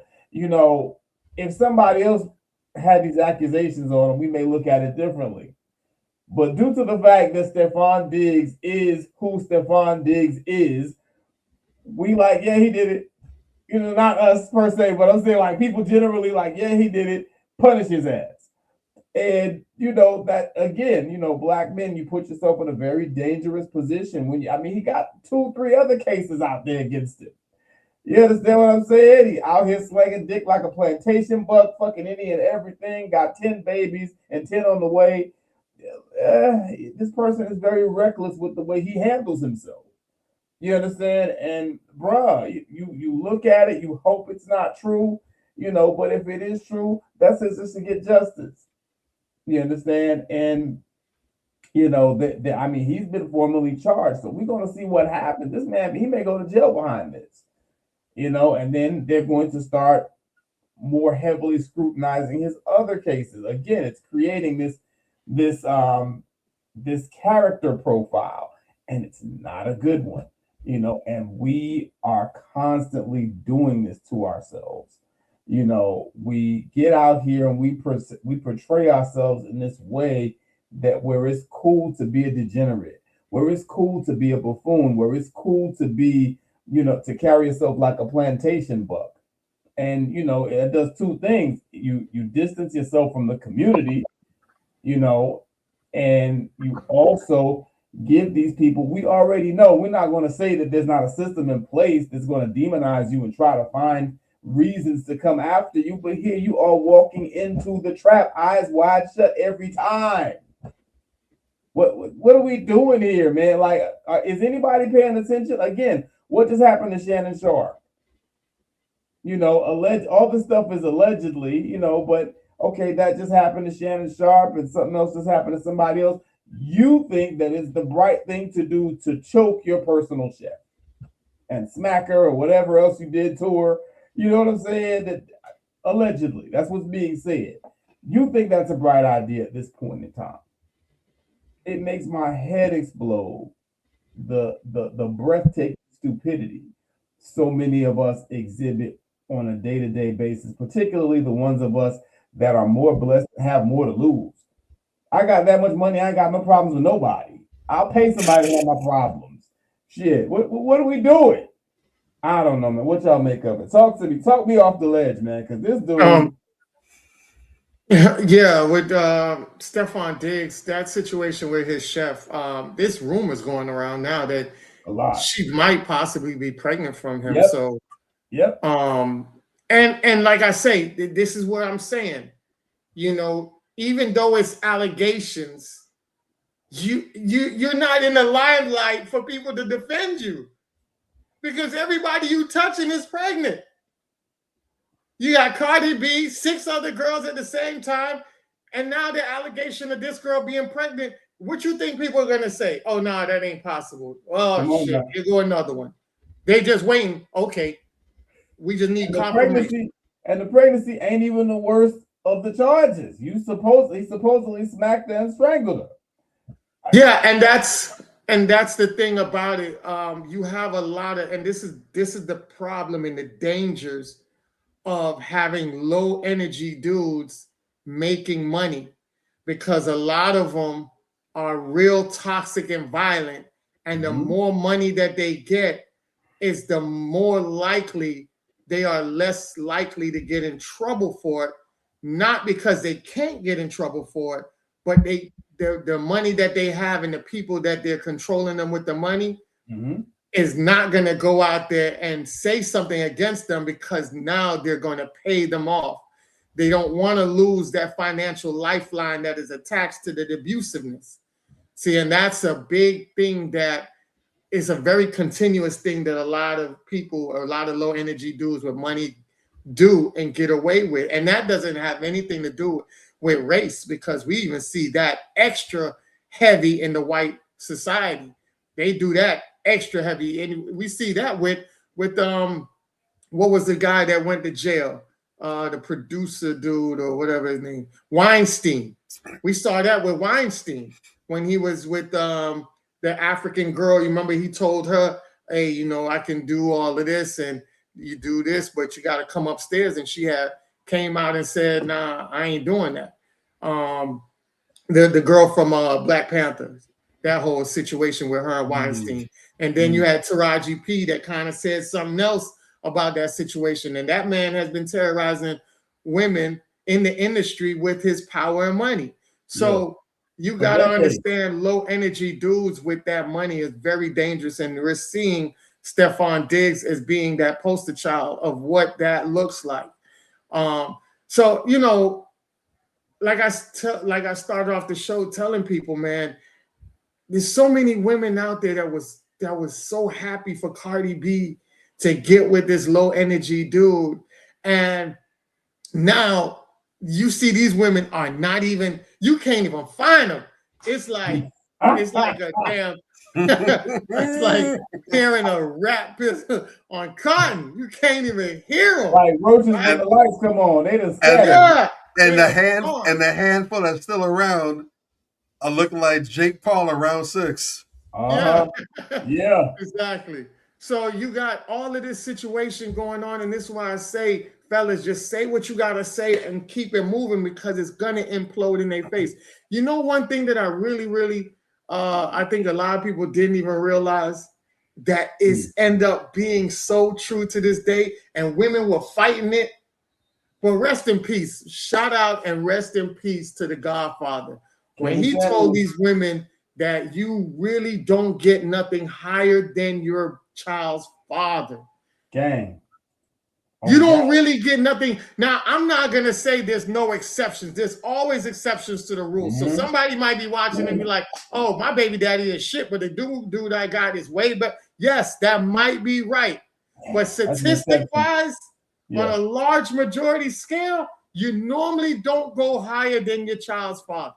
So when you look at Offset and you're sitting there as women bashing Offset, he needed Cardi B and all that, this motherfucker need Cardi B too. Because as much money that is going to go out there, even a little bit, y'all kept comparing money that Stephon was worth more than Offset and all that. But it don't mean nothing when you're creating all of these broken homes. And guess what? He has to supply all of those broken homes. And if a judge can go out and say, well, you need to supply $10,000 a month to each one of these homes, you're looking at this man supplying at least $60,000 to $80,000 a month for every child in that vicinity. So y'all got to understand how dangerous that is. You know, we talk about men playing with fire, but women, y'all play with fire too, and that's not the fire you need to play around with. And stop doing things for likes and to get notoriety and people to look up to you for bullshit. Start being like all of these other women, especially Major was talking about these women that we're going to be highlighting. Be the change you want to see. Be the women that's out here standing up in the front line going against the narrative. Be the women that was solidified during the Panther Party. So when the systematic racism shut down the brothers, these sisters was out here still holding it down, and you thought you would have never known that these fellas missed a beat being locked up because operations was still running with these solid sisters. If that was to happen today and solid brothers got locked down, where are the solid sisters that will be in the front line to keep that operation going? And I'll land my plane on that. Facts. That was very well said. And let me just interject this and piggyback on that, because a lot of these sisters out here love to, one of them told me that this week, oh, you hate women. Oh, you hate the women. And I'm going to do a whole video on that. They always leave out a very significant part. They never finish the sentence. We hate women like you. We hate women like yo dumbass. It's plenty good sisters out there. Anthony just named quite a few of them. Those sisters that were a part of the Black Panther Party, those sisters that took over when they locked the brothers up and they kept the programs going and they was down and they was holding down the community. Which one of those sisters are you like? As the next time a woman says that bullshit to you, when you know that you're, just having a discussion in good faith, and she's deflecting into this bullshit, you bring up that point. Which one of those sisters are you like? None of them. So shut the fuck up. There are very powerful sisters out here. We love them. You understand what I'm saying? But there's a segment of y'all that are just fucked up. And we're going to call out the behavior when we see it, just like we do with the men. We called out Will Smith in some of his debauchery. We called out Tyler Perry in some of his debauchery. Stephon Diggs and his debauchery. Then they'll tell you, well, you don't never talk about the men's. Are you fucking listening? No, you don't never hear when we talk about the men because you don't want to hear that. What's going on, Amon? How's everything, bro? Yeah, I mean, it's ugly, but it has to be said. Bobby Drake, pick it up. What you got? Man, look, one thing that has consistently been demonstrated is that, and the thing is, I've seen a number of brothers primarily. I've seen a couple sisters here and there run the same experiment, or at least do the same dual presentation, and it yields these amazing results. Yeah. But every time, damn near without fail, when you have a subject or a post presented that places accountability on the men, and then you have one that places accountability on the women. And it doesn't matter which order it goes in. It doesn't matter if you do the women first, the men second, men first, women second. You have what I would probably dub, just for I wouldn't call that officially, but just for tonight, I would call this the Kevin Samuels effect. And I call it that because I'll explain why I call that in a second. When you look at the post or the sentiment addressing the men, you will more than likely have lockstep agreement and cosigns from the men and the women. And if there are any men that disagree, they like to just keep silent or just keep them. You might see one or two little, comments just, lightly poo-pooing on it. But for the most part, it's damn near unanimous consent. Thumbs up, we like this. Yeah, this is good. That's right. Young boy, you tell him. Oh, but boy, does it ever look different in Ladyville. Yeah. On the United States of Women Folk, when you get to that point where the topic is women, the same exact topic, mind you. Women need to do better job with XYZ. Oh my God. It's the equivocation. But what about the men? The men do it too. Or you must hate women's. Yo, mama, black, white, Puerto Rican, whatever she is. Or, this is just hateful. Or why don't you... Any and every sort of foot dragging and nails clawing on the floor to avoid being dragged into the closet to get that work. You name it, it's right there. Non-stop. Yeah. And I call it the Kevin Samuels effect because we saw the same thing if we looked at the duration of Kevin Samuels' online broadcast. Initially, when he started out, he was just doing style and advising men for fashion, everything else, and just coaching. Right. But he got to a point where he started addressing what men need to do to level up and take themselves to the next level. No doubt. And when he did that, granted, he didn't get a whole ton of support, but there wasn't a whole bunch of men giving pushback at what he was saying. No. Even his most controversial and most well-known clip addressing the men, where he asked dude, well, how tall are you? How much do you make? What size is your gut? Do you got a no diddy? Do you got a Peter Weeder or do you got a dongalong? Pause. All that, but that was him saying you're calling for a certain level caliber of women. Yeah. When we look at you, brother, you don't cut the mustard. You don't pass the mark. Right. You aren't in a position by any measurement where you can call heads and say, you could maybe get this kind of woman. Yeah. But it's not because you have earned or you're on the same level as her. It's charity. Yeah. No pushback. Right. As soon as he started saying, okay, well, let's address what the women need to work on. That's when he blew up. And unfortunately, it wasn't positive response. He blew up off of negativity because the women were making it their best effort to make him into the reincarnation of Lucifer. Yeah.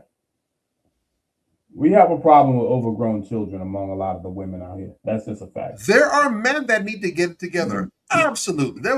Absolutely. I could be drunk and high out my mind and in a coma. And if you'd have asked me about it, I would tell you that, yeah, dudes have to step up the game. Absolutely. Yeah. Mm-hmm. The problem is there's relatively not much in the way of pushback against that idea, but you get all of it when it comes to addressing the women. And I ask this question nonstop. I don't think I'm going to ever stop asking the question because I need an answer. Right. I don't need deflection. I don't need going silent and checking my phone.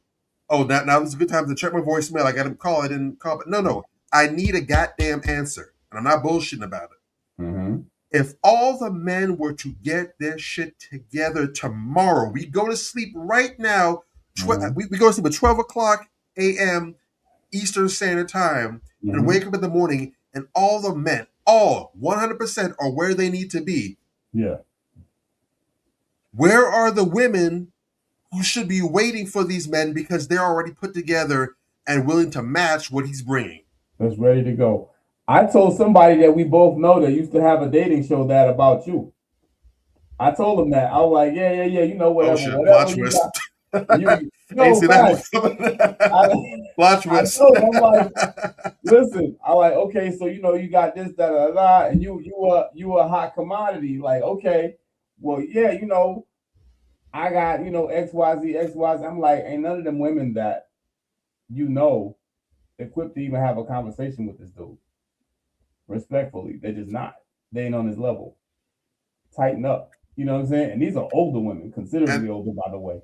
And the crazy part is, and this isn't me putting myself out there, but this is just me being transparent. The crazy part is, at least what I initially look for when I'm talking about just having a conversation, exploring if they're seeing something there, the criteria I have for that is actually painstakingly low. That crazy. bar isn't nearly as high as you think it probably would be, or even in some cases should be. It's not that high at all. It's just that I'm not budging off of it for anybody. And unfortunately, most of the women that I encounter who I'm thinking, okay, well, maybe as soon as I start digging a little deeper, they all smacking their heads, getting clothesline, they all hitting their hips against it. It's like the ride at it's like the rides at the theme parks where you had to be this tall to ride. Yeah. And all of us try to ride the ride. It's like, well, damn, you a whole entire pick-me out here. You can't even. We get to a step ladder, you still can't touch the damn thing. Hey, man, it is what it is. And it's not because I'm so damn amazing or amazing. I'm just saying it's just basic stuff that needs to be in place. Nothing crazy, nothing extraneous. Yeah. And it's like, damn, you still can't touch that? Oh my God. It's an issue. And it's not just me. And the problem is it's not just me. If I'm the human sacrifice where I'm the one that's got to take that L, so be it. But I'm not the only brother out here that's in this same situation. And even if the criteria varies, of course it does from here to place, the criteria typically isn't that high. But yet and still, what those dudes are seeing out here, it's not reaching the bar. It's not. Now, very good point. Now, I want to touch these comments real quick. Amun said that talking about Kevin Samuels, they literally celebrated his death as they did. And then he goes on to say he's so blessed he found his wife because, man, I was over dating. I just wanted to be left alone. Respect. We see you, and brother. Big ups to that. And big ups to that. To both of them. You know what I'm saying? Because that's and also, not to cut you off, but that statement right there, if you can't go ahead and throw that on the Jumbotron right there, that last statement. Go ahead and put that on there. That is important. Because when you see a lot of these stories and these clips and these articles from these different periodicals, these media outlets putting information out there, they're talking about things like the male loneliness epidemic, or how men are increasingly not having children at a certain age, or men are more and more likely to be older before having children or getting married, or some men are checked out. There are some bums, of course, in the contingents. That's always the case. There's always going to be mixed multitude as long as you live. There's never going to be any situation where it's all homogenous. It's always going to be a mixed multitude. Yeah. But the lion's share of the men that the loneliness epidemic and everything else applies to, it's not because they're dudes that live in their parents' basement looking like Stephen Hawking, click-clacking on the internet. Yeah. It's or because they're all out here on pure incel vibes. It's because they're looking out in the dating pool. They're looking out, they're looking, whether it's on social media, in person, out and about. They're seeing the women, they're hearing the women, they're experiencing the women, and what they're seeing has them saying, if it's either be single or this, I'm gonna be single. Facts. I'm gonna take this date night money and invest in a PS5, a Nintendo Switch, a Xbox, whatever. I'm just gonna go on some trips, and that's gonna be my date night right there. I'm cool with this. If that's the alternative, nah, I'm cool right here. Me, myself, and I. I was in the same place before I met my wife. Facts. You know, and by the way, those same people, same person tried to hook me up, and I felt the same way about the women that, you know, were, and it was a pretty good number of them. They just weren't appealing. And this is the thing, you know, women brag about how, you know, they don't care. They do this for themselves. They don't do nothing for no man. They don't do nothing for no man. I ain't doing nothing for no man. Okay, so who you doing it for? It gets to the point where you've done so much not for a man that men don't want your ass. And you could be fine as hell. I know plenty of very attractive women that cannot keep a man for their life. I met one of them at one of her events. Her cousin, in fact. Oh my God, she was insufferable. Very cute. You know, in shape, whatever, you know, real hair, no tattoos. Okay, we got a little vibe going. Okay, man, I remember because she was trying to broker something initially, and I looked at her page, and I see like it was several pages, several hundred pictures, and no black people, no other black people in any of them. I was like, I'm straight. That did it for me right there. I was like, oh, and then met her in person. Seems nice when you first meet him, right? And then you start talking to him like, oh my God. That's the problem. It was horrific. They good. They good. They green lighted, they rubber stamped until this happens. And it's like, oh. So what you're saying is this could probably work if I was deaf. Check, please. You look at her and you like, Garcon. Check, please. Yeah, it's unfortunate, but the good thing is, and I tell brothers this all the time, this is the silver lining, and I'm gonna circle back to the topic because you still didn't answer the question. So you got like 60 seconds to actually answer the video. You know what I'm saying? We got off on a tangent, but this is the silver lining to the dark cloud. You know what I'm saying? Brothers, I say this all the time. Now is the time to find your wife. It is easy to find a wife right now because the hoes are outside. You understand what I'm saying? The hoes are everywhere. They're swinging from the trees out here. They are wearing their wholeness on their chest. You know what I'm saying? I am hoe, hear me roar. You dig? So it's easy when you go to the club. Just go talk to the girl who has on clothes. You know what I'm saying? Go talk to the girl who's wearing her real hair in a decent style instead of the chick that got the orange turquoise and goddamn raspberry weave. You know what I'm saying? With all the trimmings and fixings that we just don't like. You know what I'm saying? Because there's with the what you call the drag queen eyelashes and all that old shit. Talk to the girl who don't look like that. You know what I'm saying? Because all the rest of them, they pretty much just look the same. You know what I'm saying? They got a whole bunch of tats like a dude, looking rough, looking all. Talk to the girl who's minding her business, not trying to be seen. You know what I'm saying? I remember a attractive, very shapely young woman. The night I met my wife, I'm walking. She comes out on the dance floor and bends over in front of me and starts twerking. I politely pushed her to the side.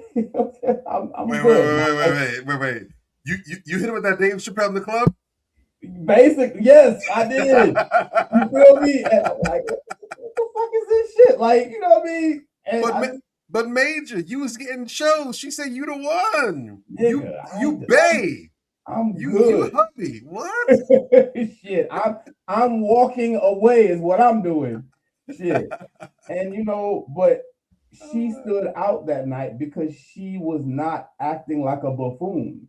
She was not acting like an imbecile. She was not presenting herself like a streetwalker. You understand what I'm saying? She was calm. She was peaceful. She was in the corner talking to her friend, trying not to be seen. Those are the women you need to look for, guys. They're out there. All the hoes is outside. Walk past them. They're trash. You don't need them in your life. You understand what I'm saying? Go find you a nice, decent girl and settle down with her.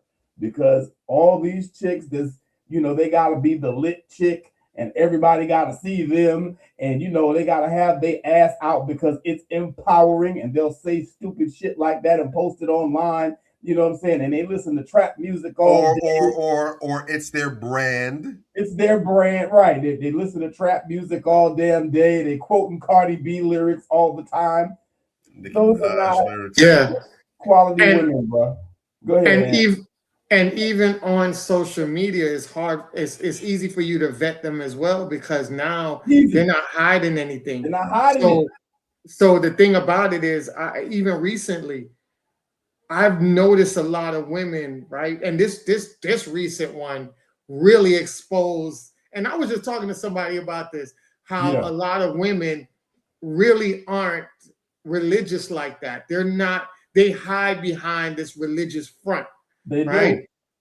do. Because I was talking to somebody and I told them, I said, even on Pop the Balloon, you'll have a lot of women that say, oh, I want a God-fearing man, this and that. And then you have guys that come on here that say they God-fearing, they walk in the talk, they walk in the walk, talking the talk.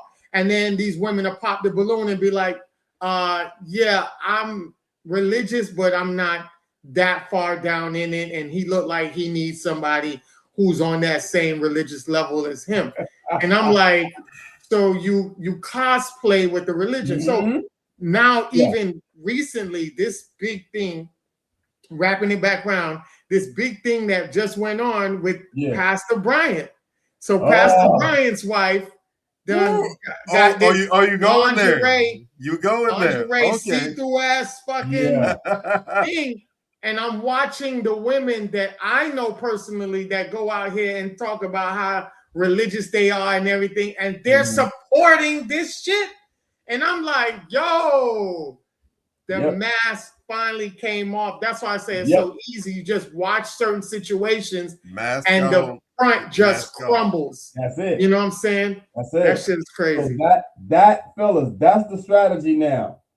Just watch what they do because all kind of whole shit is going on almost hourly at this point. If they co-sign that shit, then that's the one you avoid. You understand what I'm saying? You got to get with the chick that, okay, when in the midst of all this chaos, she's still peaceful. That right there is that's the ticket. That's the golden ticket, bro. Now, Bobby, you got 60 seconds to actually respond to the video. Go. And actually added most of what I was going to say about that. Okay. But again, I'm not surprised at that because I read the text messages that was exchanged, and based on that, and I had the idea in my head. I looked through the comments to see if anyone else can say, and I saw a whole lot of people in lockstep with me. Yeah, this isn't a conversation that takes place between an employer and an employee. It is. This sound more like baby, like we laid up. We've been doing some things. Come on now. Conversation. Come on now.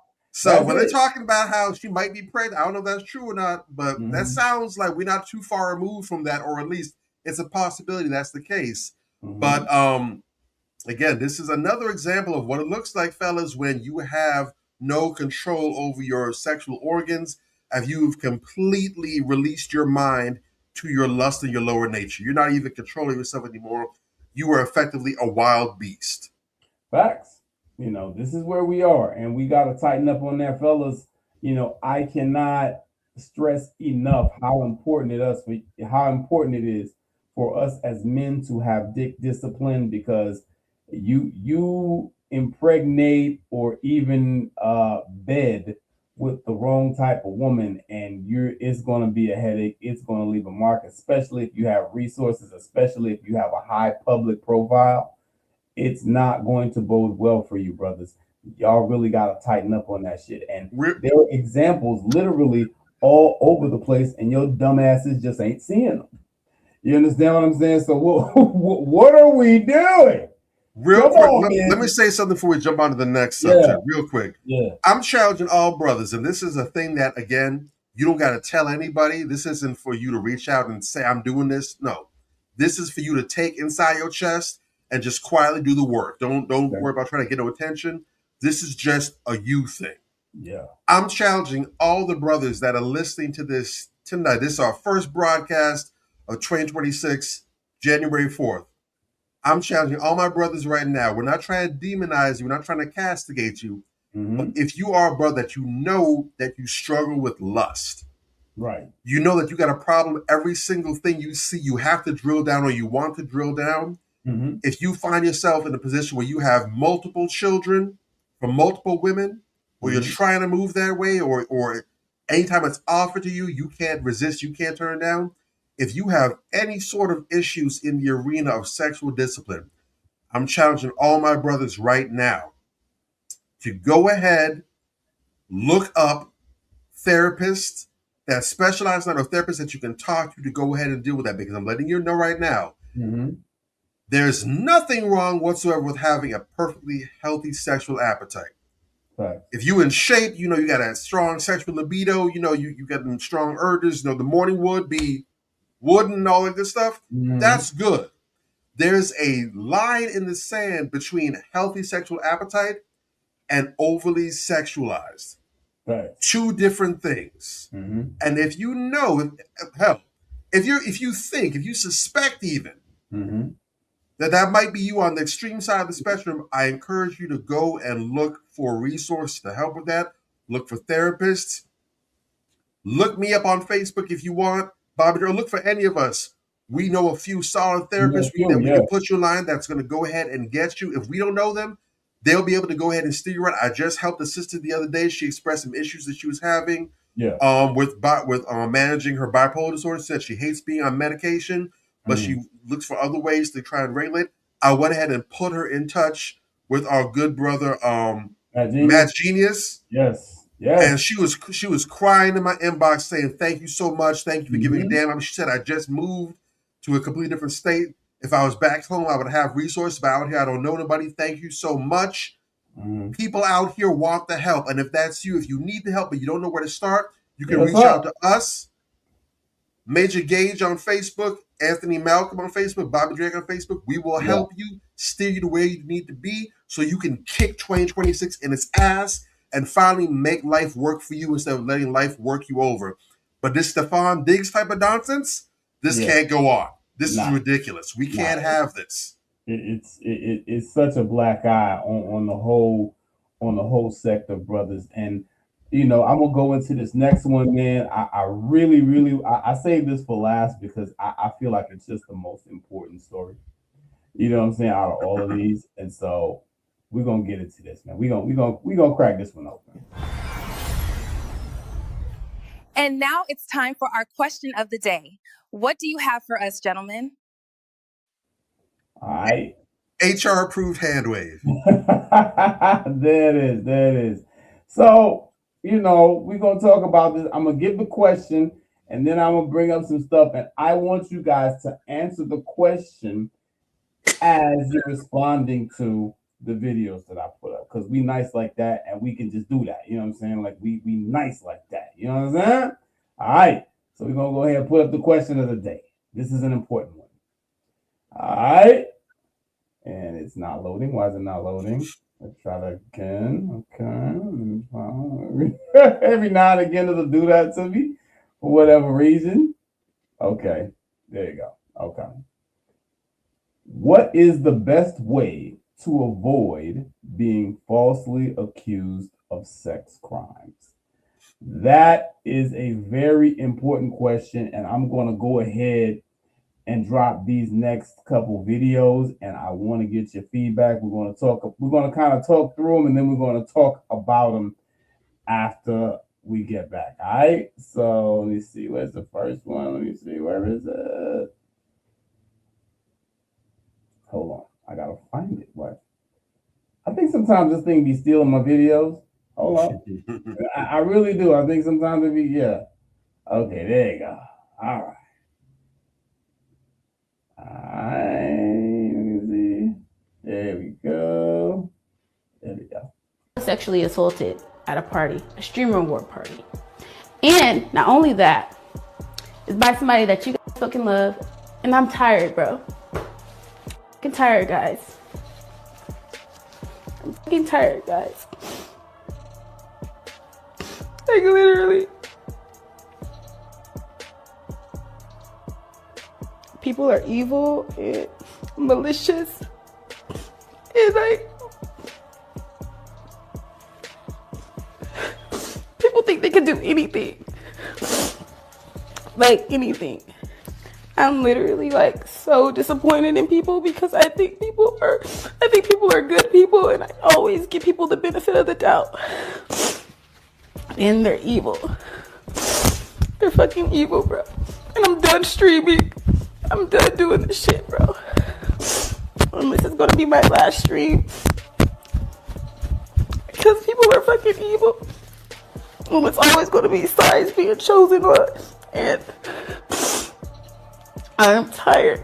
I'm literally tired, you guys. I don't deserve being treated like I'm nothing. As a woman, you always get exiled, and it doesn't matter how I dress, you guys. You guys know I'm asexual. I keep my body to myself for a reason. I am a temple. I do not share myself with people, especially if I don't know them. All right. Okay, so that's Jordan Pauline. I had no idea who the hell Jordan Pauline was, what she did. You know what I'm saying? I didn't know who the hell she was. She was totally irrelevant to me. However, she just popped up on my timeline all of a sudden, and she started talking about how she was sexually assaulted at this streamer party and da-da-da-da. And, you know, she named the people. She didn't name the guy initially, but she named him later. And then people started naming him. And then, you know, he's very tight with Kai Cenat. And so it became a big old thing because he's kind of a big deal out here in these internet streets. Okay, great.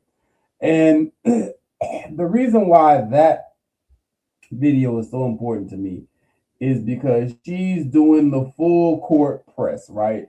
You know, she's crying and she's all emotional and oh my God, I'm a temple and I'm asexual. I'll just give my body away like that. And you know, she's just going all through the motions. And everybody was really riding for her because unfortunately, when we hear things about I wouldn't even say false yet. When we hear things about accusations of a sexual nature and they're coming from a woman, again, like Bobby said earlier, a lot of us, our brains just fall right out of our heads and we start believing people and we start getting mad and we start getting out the pitchforks and we want to go find somebody and do something to them and we don't know shit. Because she sounds convincing. When you see the video, I mean, well, not to me, but, you know, to the average person, when you see the video the first time, she sounds convincing. Okay, maybe something went down. Oh my God, this young lady, she's so distraught. She's in so much pain. Oh my God, you know.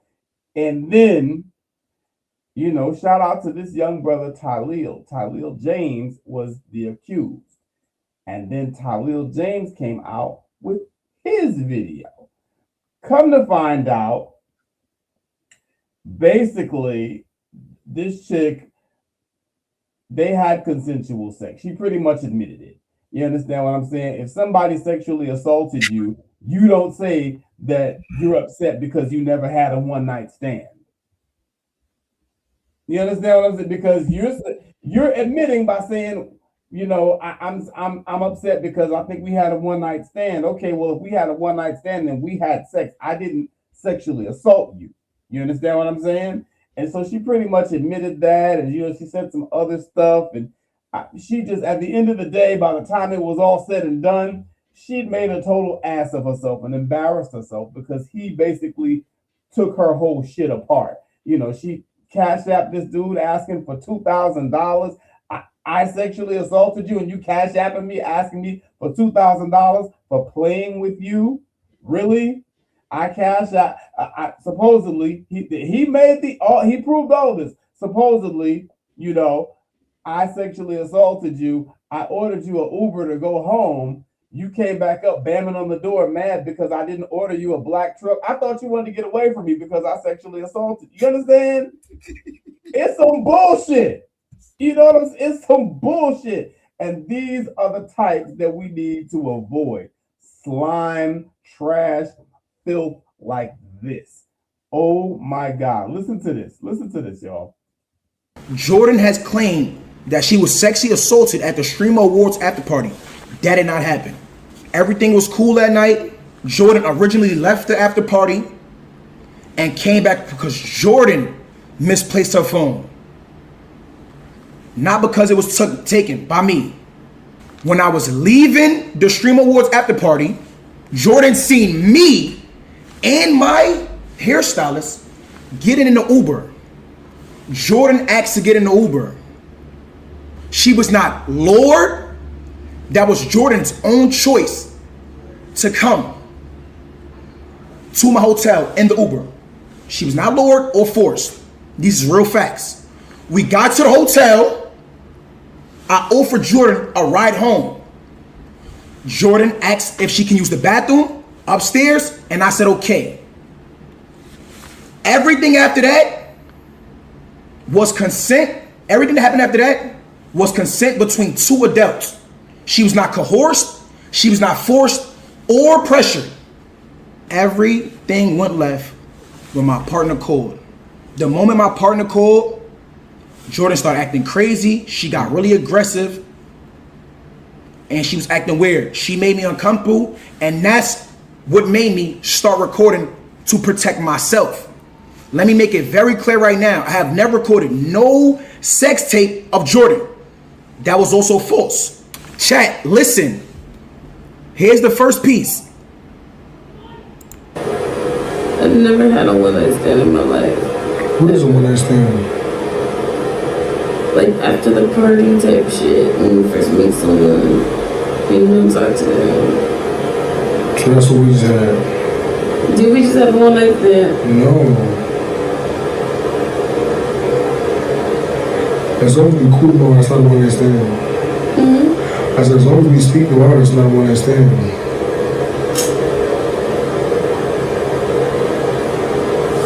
It's so many days after tomorrow.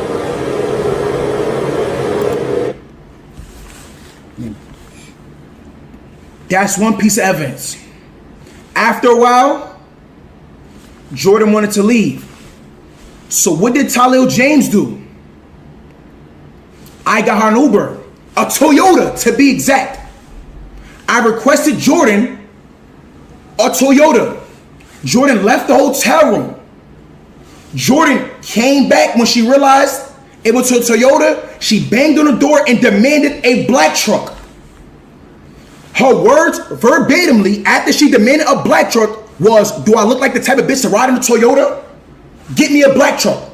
Me being a gentleman, I got her a black truck. Jordan, I try to blackmail you, Jordan? Jordan, I try to blackmail you, Jordan? How?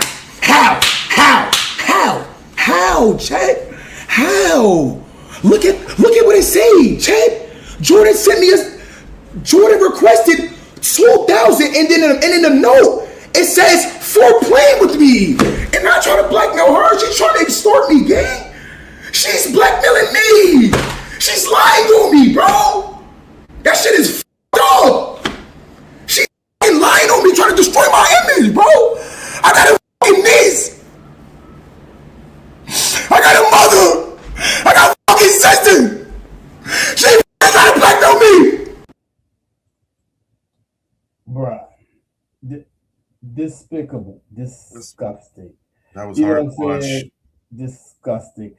I hope there's some type of way he can charge her criminally, because that video really pissed me off, because I know women like that. You understand what I'm saying? They don't get their way because her thing, apparently, I mean, let's just keep it a buck, right? In the industry right now, a lot of these women, their record sales ain't doing too good. She's an artist, supposedly, right? She's a singer, supposedly. Oh, gosh. Ain't never heard of this motherfucker at all. But You know, a lot of these artists aren't doing so well. So what do? They slang some ass on the side. You understand? And that's how this reads to me. You know what I'm saying? If you really read between the lines and you get, you know, you extract some of the street shit from the story, she's mad. Sounds like she's mad because she didn't make no money off the situation. Who else would have sex with somebody and then send them a cash app for $2,000 talking about for playing with me? Requesting $2,000 talking about for playing with me. After, and there's another part, y'all didn't see it, but there's another part where she sends him a message, and it's kind of a threat, like, okay, you know, I'm giving you one more chance to give me what I want, or what, you know, basically she wanted to holler at him. He didn't want to holler at her. He already has a girl. You know what I'm saying? He just wanted to smash and pass, you know? And she's like, well, you got one more time, you know, to basically give me what I want, or I'm going to show you who I am. It's basically what her message said. And then after that is when she came online making these accusations. And showed us who she is. Exactly. You know, he exposed the shit out of her, and I'm glad he did. Because, you know, you don't get sexually assaulted by somebody and then ask them, did we just have a one-night stand? Oh, I've never had a one-night stand. You mad because you either thought you was going to get to be with this dude and you was going to get some money out of the relationship, or he was going to pay you, one or the other. Yeah, so since you didn't get that, sounds like you're trying to extort him now. You feel me? It's the most despicable thing I heard in the latter part of 2025, and that's saying a lot. You know what I'm saying? Like, this brother doesn't sound like he did anything, you know, but smash a chick that was willing to smash. Now, to tie it back into the question, I'm going to answer it first, and then I'll let y'all go and see what y'all say. You know, how do we avoid getting these trumped up sexual assault charges? You know, what is the best way to avoid being falsely accused of sex crimes? There are a number of ways, you know what I'm saying? But I will say the most effective way is to, number one, have a woman. Number two, go home to that woman. You know what I'm saying? Like, my mom gave me this game a while ago. I forget who we were talking about. And I think it was Bill Cosby. When we talk about Bill Cosby, and, you know, women always get the game different, and they'll see shit that you don't necessarily see when it's so simple. Bill Cosby wouldn't be in no trouble if he just went home to his wife. Now, that's some cold shit, but that's the motherfucking truth. Bill Cosby wouldn't have had no problem. He would have took his dumb ass home to his wife. You understand? And I mean, that's one surefire way, you know, to avoid these type of problems. A lot of guys, this is a problem among men. A lot of us think that being with a whole bunch of women makes us more of a man. And I don't know if it's any more bullshit theory than that. A lot of us think that we can't be with only one woman. When truth be told, a lot of times we're not even doing what we should be with the one woman that we with. For some of us, you understand what I'm saying? If we want to do the polyamorous thing, we at least got to get the shit right when we dealing with one woman. You dig? And so I think that a lot of the times, having that sexual discipline, even if you're not just with one woman, I feel like more of us should be one woman minded. If we have learned anything from all these player for life ass niggas out here like Shannon Sharp, you understand what I'm saying? Having a whole bunch of women, you know, or not having any real title, you understand? Not having any real relationship, not having any defined type of structure in relationships, it's dangerous, nigga. You know what I'm saying? It's dangerous. Particularly when you got a lot of them, but even if you got one, and that one ain't got nothing to lose, and you got everything going for you, nigga, you the mark. You a target. We have to be smarter than this. I'll park the Chevy right there, man. Y'all go ahead. I know y'all got something to say on this. This made my head. Man, this is loaded, and I know Bobby gonna run us all the way to next year on this one. This guy. Yeah, this. Go So I will say this. Yeah. I applaud the brother. I applaud the brother. And the reason why I applaud the brother is because one thing, anybody that knows me on Facebook in the past, present, they know my nickname on Facebook is Mr. Receipts. Okay. And I used to get that because I do a lot of research. So Right. all the shit that go out there with politics and this and that and celebrities, politicians, I used to give them the whole cutthroat of what is actually going down, what these motherfuckers doing. And I would give you all the receipts, things that I had to do 3-hour, 4-hour research to dig and give to everybody on there to understand. And I got to this day, a lot of people respect me because of that. Because I don't talk about stuff without telling you in details why, I speak on this, or whatever I say, there's going to be factual evidence backing it up. People out here, they'll just talk and they don't have nothing to back up. They'll do more emotional backing than doing some factual backing. So me having that titled as people calling me, Mr. Receipts, people don't play with you when they know that you are on point like that. When you are a person that have receipts, people ain't gonna make accusations on you like that because they know if they make it, your ass gonna point out the receipts behind it. Right. So this dude had all the receipts ready. When I heard about that, I was like, damn, this dude about to be in a very fucked up predicament. And then he came out with the video and he showed the receipts. And then when he showed the receipts, I think that was the video you played of her.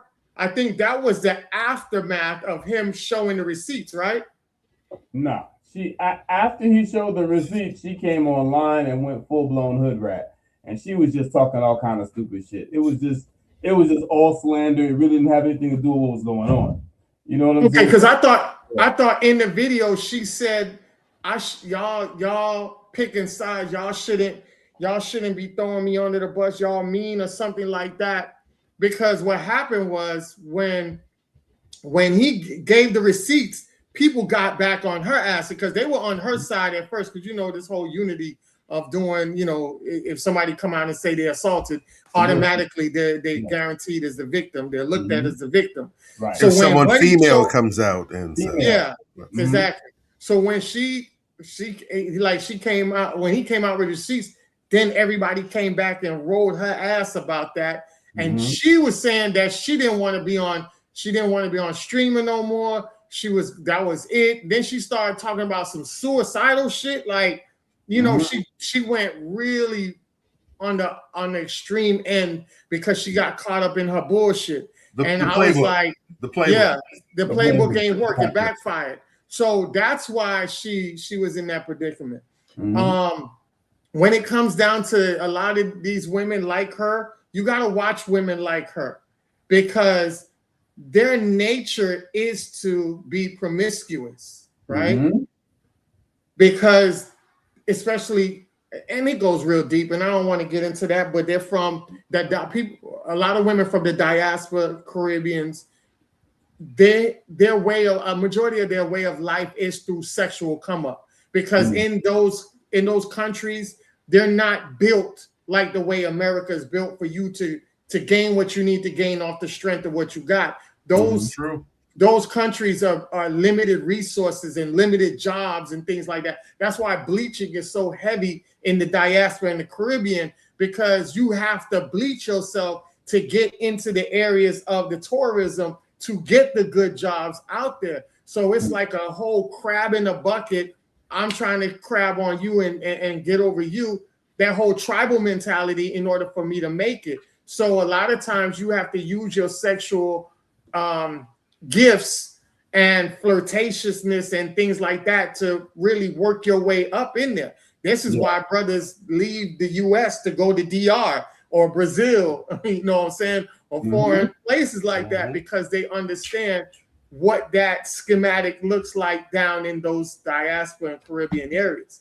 So you have to make sure that you stay away from these type of girls because, like I said, they like to engage in sexual things, but then when they come here, especially here, they get around other sisters, and other sisters analyze your situation now, and sister like, hey, you fuck this nigga, and this nigga a streamer, this nigga make shit at least $5,000 a month. You ain't getting nothing out of that. So now it's like, oh, shit, I gave my shit up for free. So now I done gave my shit up for free. I'm angry now because sisters out here is getting the bags just off of the number alone. And here I am, I did a one-night stand and I ain't getting nothing from it. So now she's really in her mind like, fuck, I fucked up. I backwards hustle. Because that's what it is. You hustling backwards. So now I gave you the stuff. So now I gotta try to reverse that situation and now demand shit from you afterwards. So now that's what happens. Like she sent the $2,000 because she thought that, oh shit, I done messed up. Let me try to rectify the situation.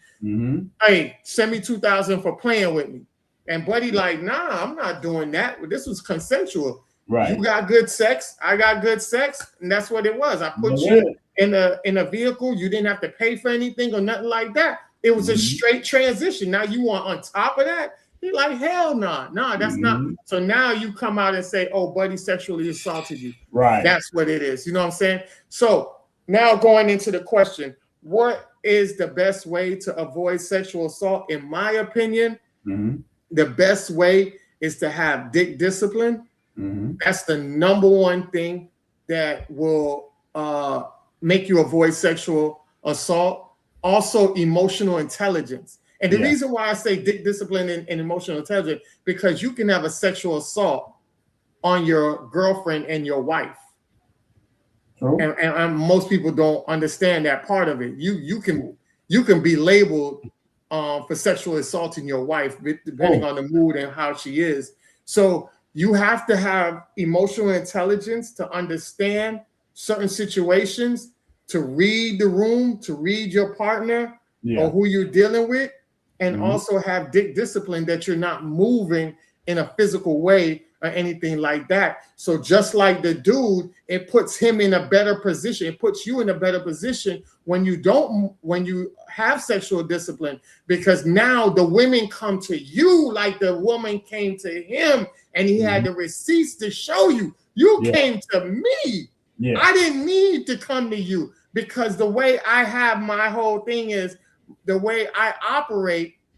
I don't need you. I got plenty of girls that look 10 times better than you that want to be on my team. You get what I'm saying? So that's what I'm saying. So you got to make sure that you are a person that understands emotional intelligence and have dick discipline and stay away from certain situations. Another bad thing is vetting somebody also means not having a one-night stand. That was never my thing, because I was scared that I would have a woman come back to my place that I didn't know, that gave me a fucking nickname.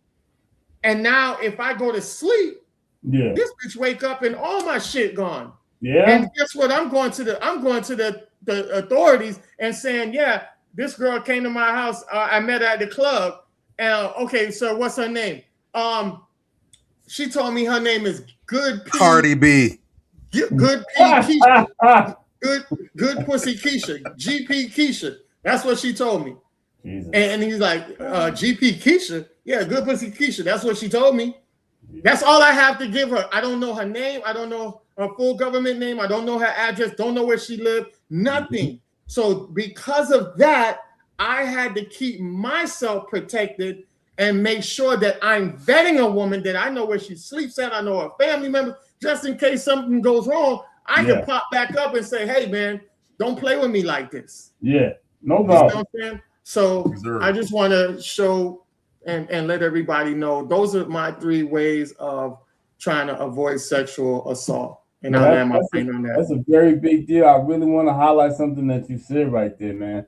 Like, we out here having all this casual sex. I call it reckless sex. You know what I'm saying? For that very reason. Like, when I was a bachelor, before I met my wife, before I met my beautiful wife, I thank God for her every day. You understand?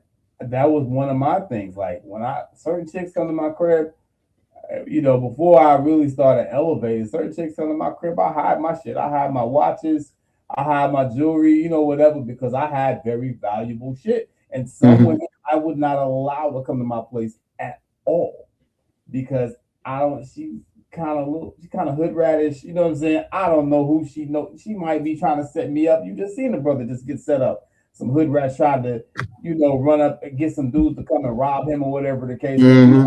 All the time. Cardi B used to do it. She said it herself. You understand? She's on video admitting to this, but nobody ever did shit about it. You understand? But like Bobby said, you guys have to be very careful about this. You got to think with this head because these women are becoming increasingly masculine and increasingly dangerous. Go ahead, Bobby. What you got? 4 minutes. Absolutely. I know this is your topic, so we know you. We know, but go ahead, give it to us. You know how I came in, so you know how I'm coming. I think Ed took that from me tonight, though. Okay. Mad them. So y'all know that shit. So y'all know that I like to always try to bring dimension. So both of y'all said unique things that are very important.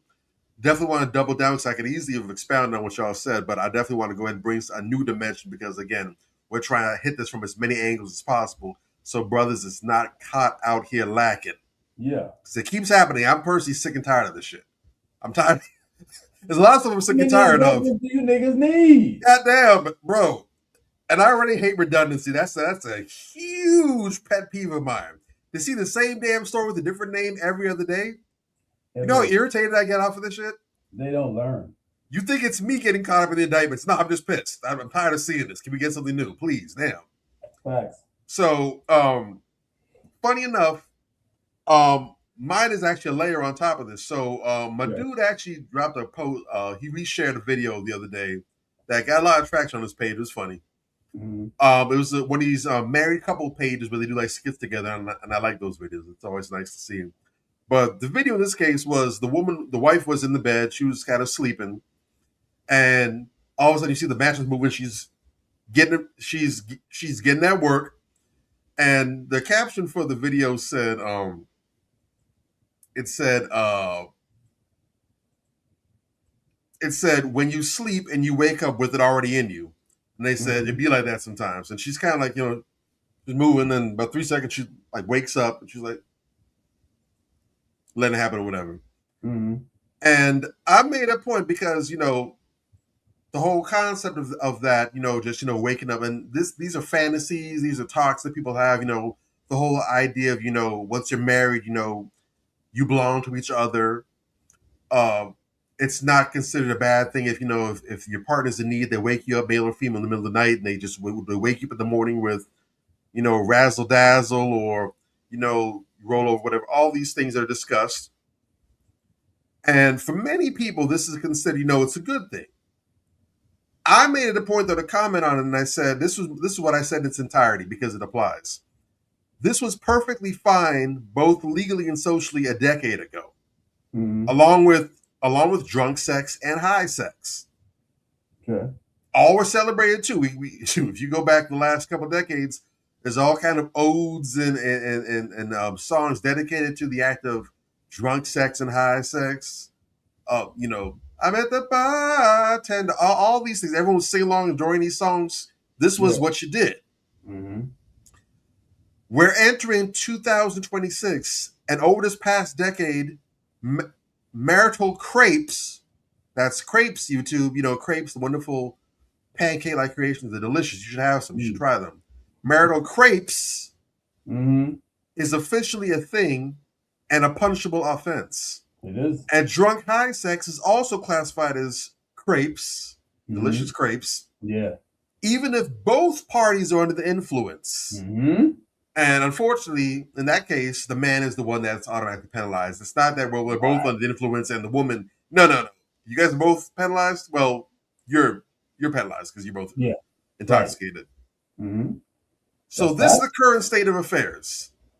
You can't take a nap these days without a dude getting caught up in an issue pertaining to sexual misconduct, and that's just the high profile ones. Right. This happens at the lower level as well too. Tread lightly, fellas, especially black fellas. Hard heads have never once failed to produce and manufacture a soft ass. This is the one good that not even Trump can put tariffs on. So my advice is, to answer the question, we need to have a hard rewire. We need to have we need to reboot and edit how we see and view sex in 2026 and beyond. Agreed. Because a lot of us, and shout out to my dude Dane for saying this and relating to something else, but it fits the description for this as well too. There's a lot of us that are in 2026 and we're operating off of grossly outdated software up here. Yeah. We have a 2000s, 1990s, 1980s perspective view definition of sex, and it is completely outdated and does not fit the times in which we're in today. And that's part of the reason why a lot of dudes are getting caught up right now. Facts. There are still dudes that don't believe, and women also, because this is not a one-sided issue. That's the crazy part about it. I know where you're going. There are folk that still don't believe it's possible to grape your spouse because we're married. You belong to me, I belong to you. If you want to take it, just go for it. And there are people that still entertain this and operate this way to this day. Yeah. And good for them. There are. I personally think there's something romantic about that, the idea that, we're tied together, we belong to one another, we've forsaken all others, we're looking to have our best sex with each other, we're looking to be, no holds barred, all exploration, all needs being met by each other. I think that philosophically, that's a beautiful thing. And I think that should definitely be the case. There are, in fact, people who have taken advantage of that and have definitely, in fact, violated their partner in horrific ways. That has happened. Let me put that out there. I do not believe that is the norm. And I think more often than not, when these kind of situations happen, it's not due to any malicious act, but it's due to miscommunication. But once the feelings and emotions get involved, then the waters become murky, and that's where you get these cases where that happens. But because of that, I'm old school. I'm kind of conservative with it. I believe in what my mom taught me way back when there was other things. When in doubt, don't. There you go. That bit of logic has never failed to keep me out of a whole bunch of shit and other people out of a whole bunch of shit. There's a lot of bullets that I've dodged personally in my life in various arenas that my peers have gotten hit with, but because I followed that one simple bit of advice, when in doubt, don't. If I got to question it, nah. Everyone else getting caught up, I'm over here looking crispy. Like, whoo, that could have been me. We need to change how we see sex. We need to change the things that we're attracted to, that we're interested in, some of the little kinks and fetishes we got. Again, this is where the discipline comes in. You're going to have to cut that off. Save that to whatever you watch on your time in fans only or whatever. Limited and restricted that if you got to get your rocks off in that kind of way. But when it comes to what you do with people in the flesh, in person, you need to be very conservative. I understand some of y'all think if I'm married, I'm not supposed to do X, Y, Z. You got to cut that off. Yeah. Fellas, I don't care if your wife tells you that's fine. It's cool with me, whatever. You can take that risk. But I'm telling you right now, Bobby does not want to go ahead and check his timeline and see your goofy ass in some mugshot 20 years in your marriage talking about you got busted for X, Y, Z, because I'm going to be right here telling you I told you so. Yeah, that's real. We cannot afford to have these certain things because we know that the way the system is set up, not only can we be held liable for this, but we can be railroaded for it. There'll be no sympathy for it. And it doesn't work the opposite way. You will not, as a man, be able to come forward later on and say, my wife had marital crepes. They're so delicious with lingonberries and whipped cream. They're delicious. You should try them. You're not going to be able to come forward and say it later on. They're going to laugh at you.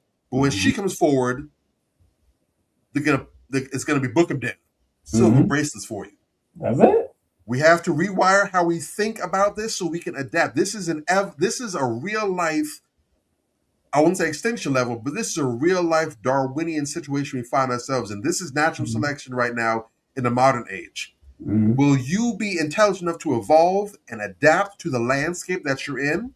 Right. Or will you be a lower tier creature that can't control yourself and now you're cannon fodder and you're just free to be somebody else's come up? Well said. Extraordinary point about adaptation in particular. We have to adapt as a gender, men, and even women too. Just generally everyone, but especially men. Oh yeah. The new sexual environment out here is different. I'm telling you, I've shared this story before on the show where I was at work. You know, you got to peep how people will weaponize things against you. I was at work. They had sexual harassment training last week. This girl who didn't like me for whatever reason, you know, I gave another girl a hug. I didn't do shit to her. I didn't even look at her. I didn't know she was watching me. I gave another girl a hug. She files a complaint against me for sexual harassment, saying that she felt offended because when I hugged the girl, I was all up on her. What?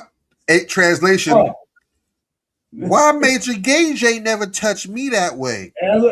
Translation. That's really what it is. But at the end of the day, that must have been a damn good hug, boy. Bruh. At the end of the day, though, Major Gage is the one that's getting penalized.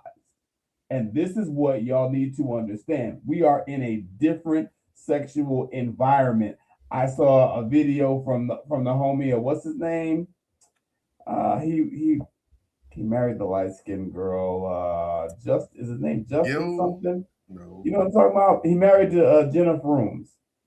Or he had a baby with her. Jason Derulo.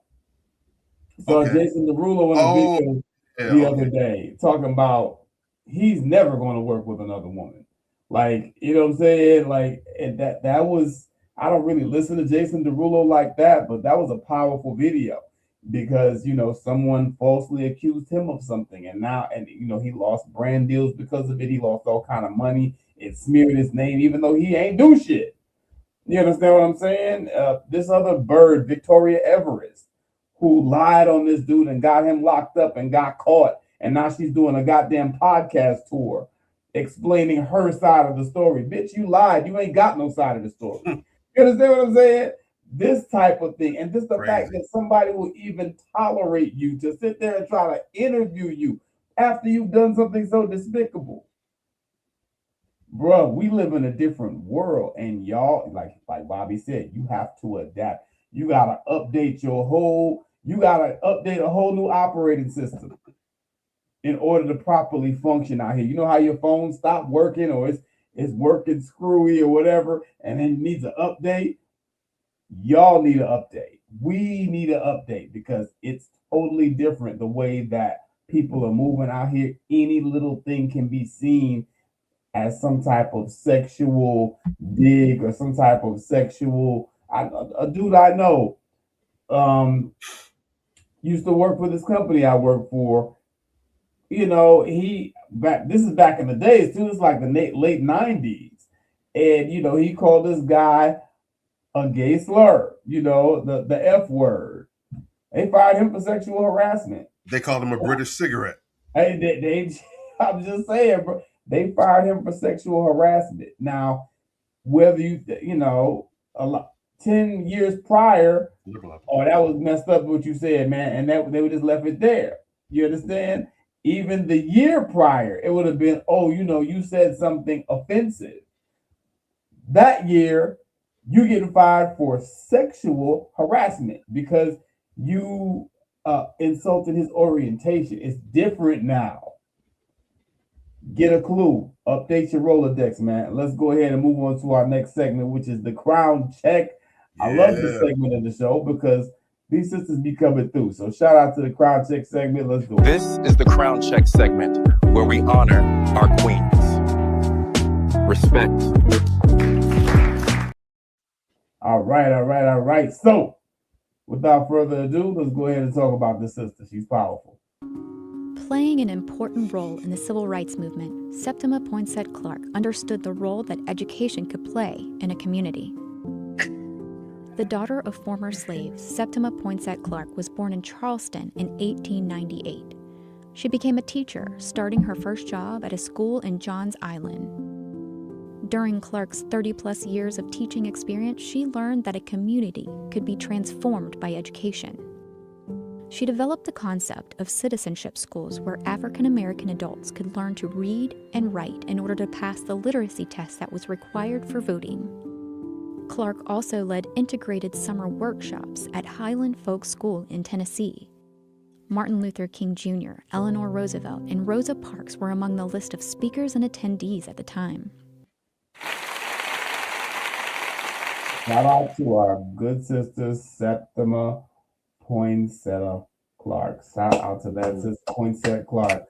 That sister, that is powerful. See, people don't understand. Septima Poinsett Clark was so significant because, you hear about, okay, well, we couldn't read, whatever the case may be. Well, who's one of the people that taught us to read? We couldn't vote because there were literacy tests. Well, who's the person that taught us to read so that we could pass the literacy test?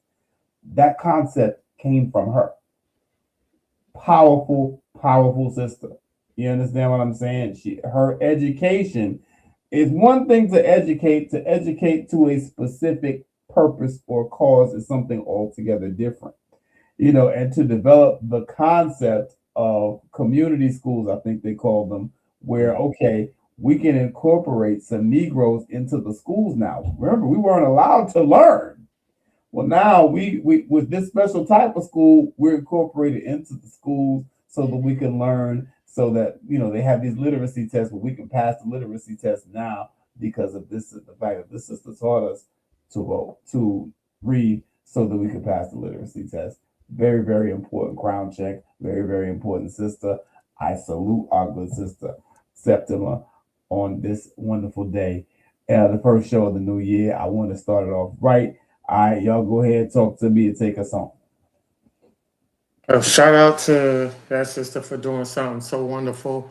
When it comes down to education, I think that was so immaculate back in that day because I want you guys to go watch a movie that came out not too long ago called Sarah's Oil.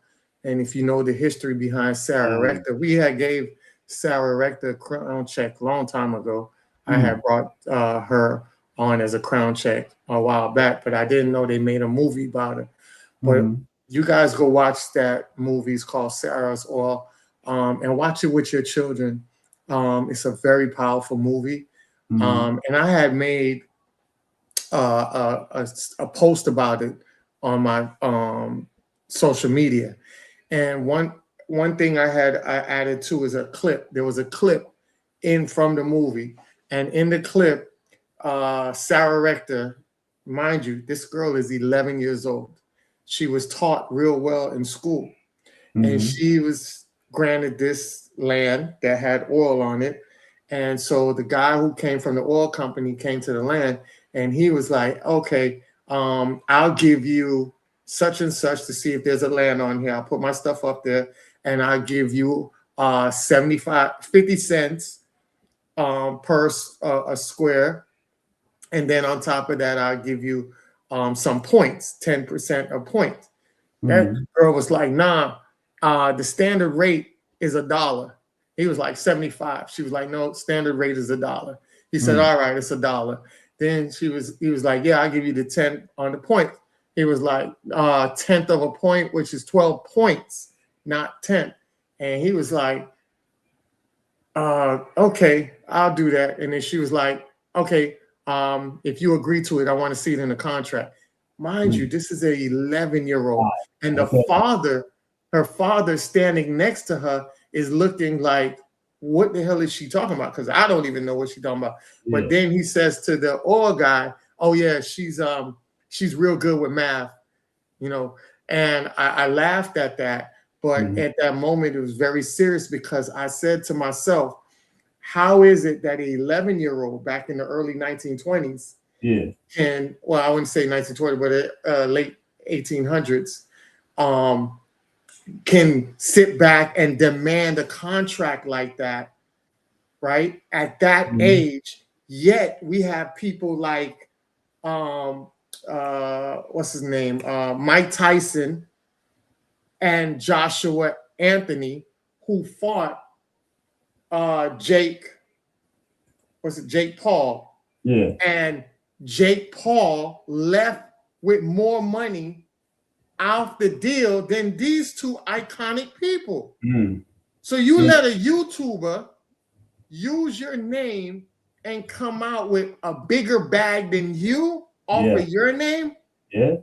Yo, we gotta stop bullshitting as black folks. There's no way in hell that Jake Paul fighting Mike Tyson wins $40 million out of that fight and Mike Tyson takes home 20. There's no way that Joshua goes and gets 93 million and Jake Paul gets 93 million. But here's the kicker. If I know that I live in UK, you're going to have to take back some of that money, because guess what? I'm getting taxed 50% here in the United States on that money.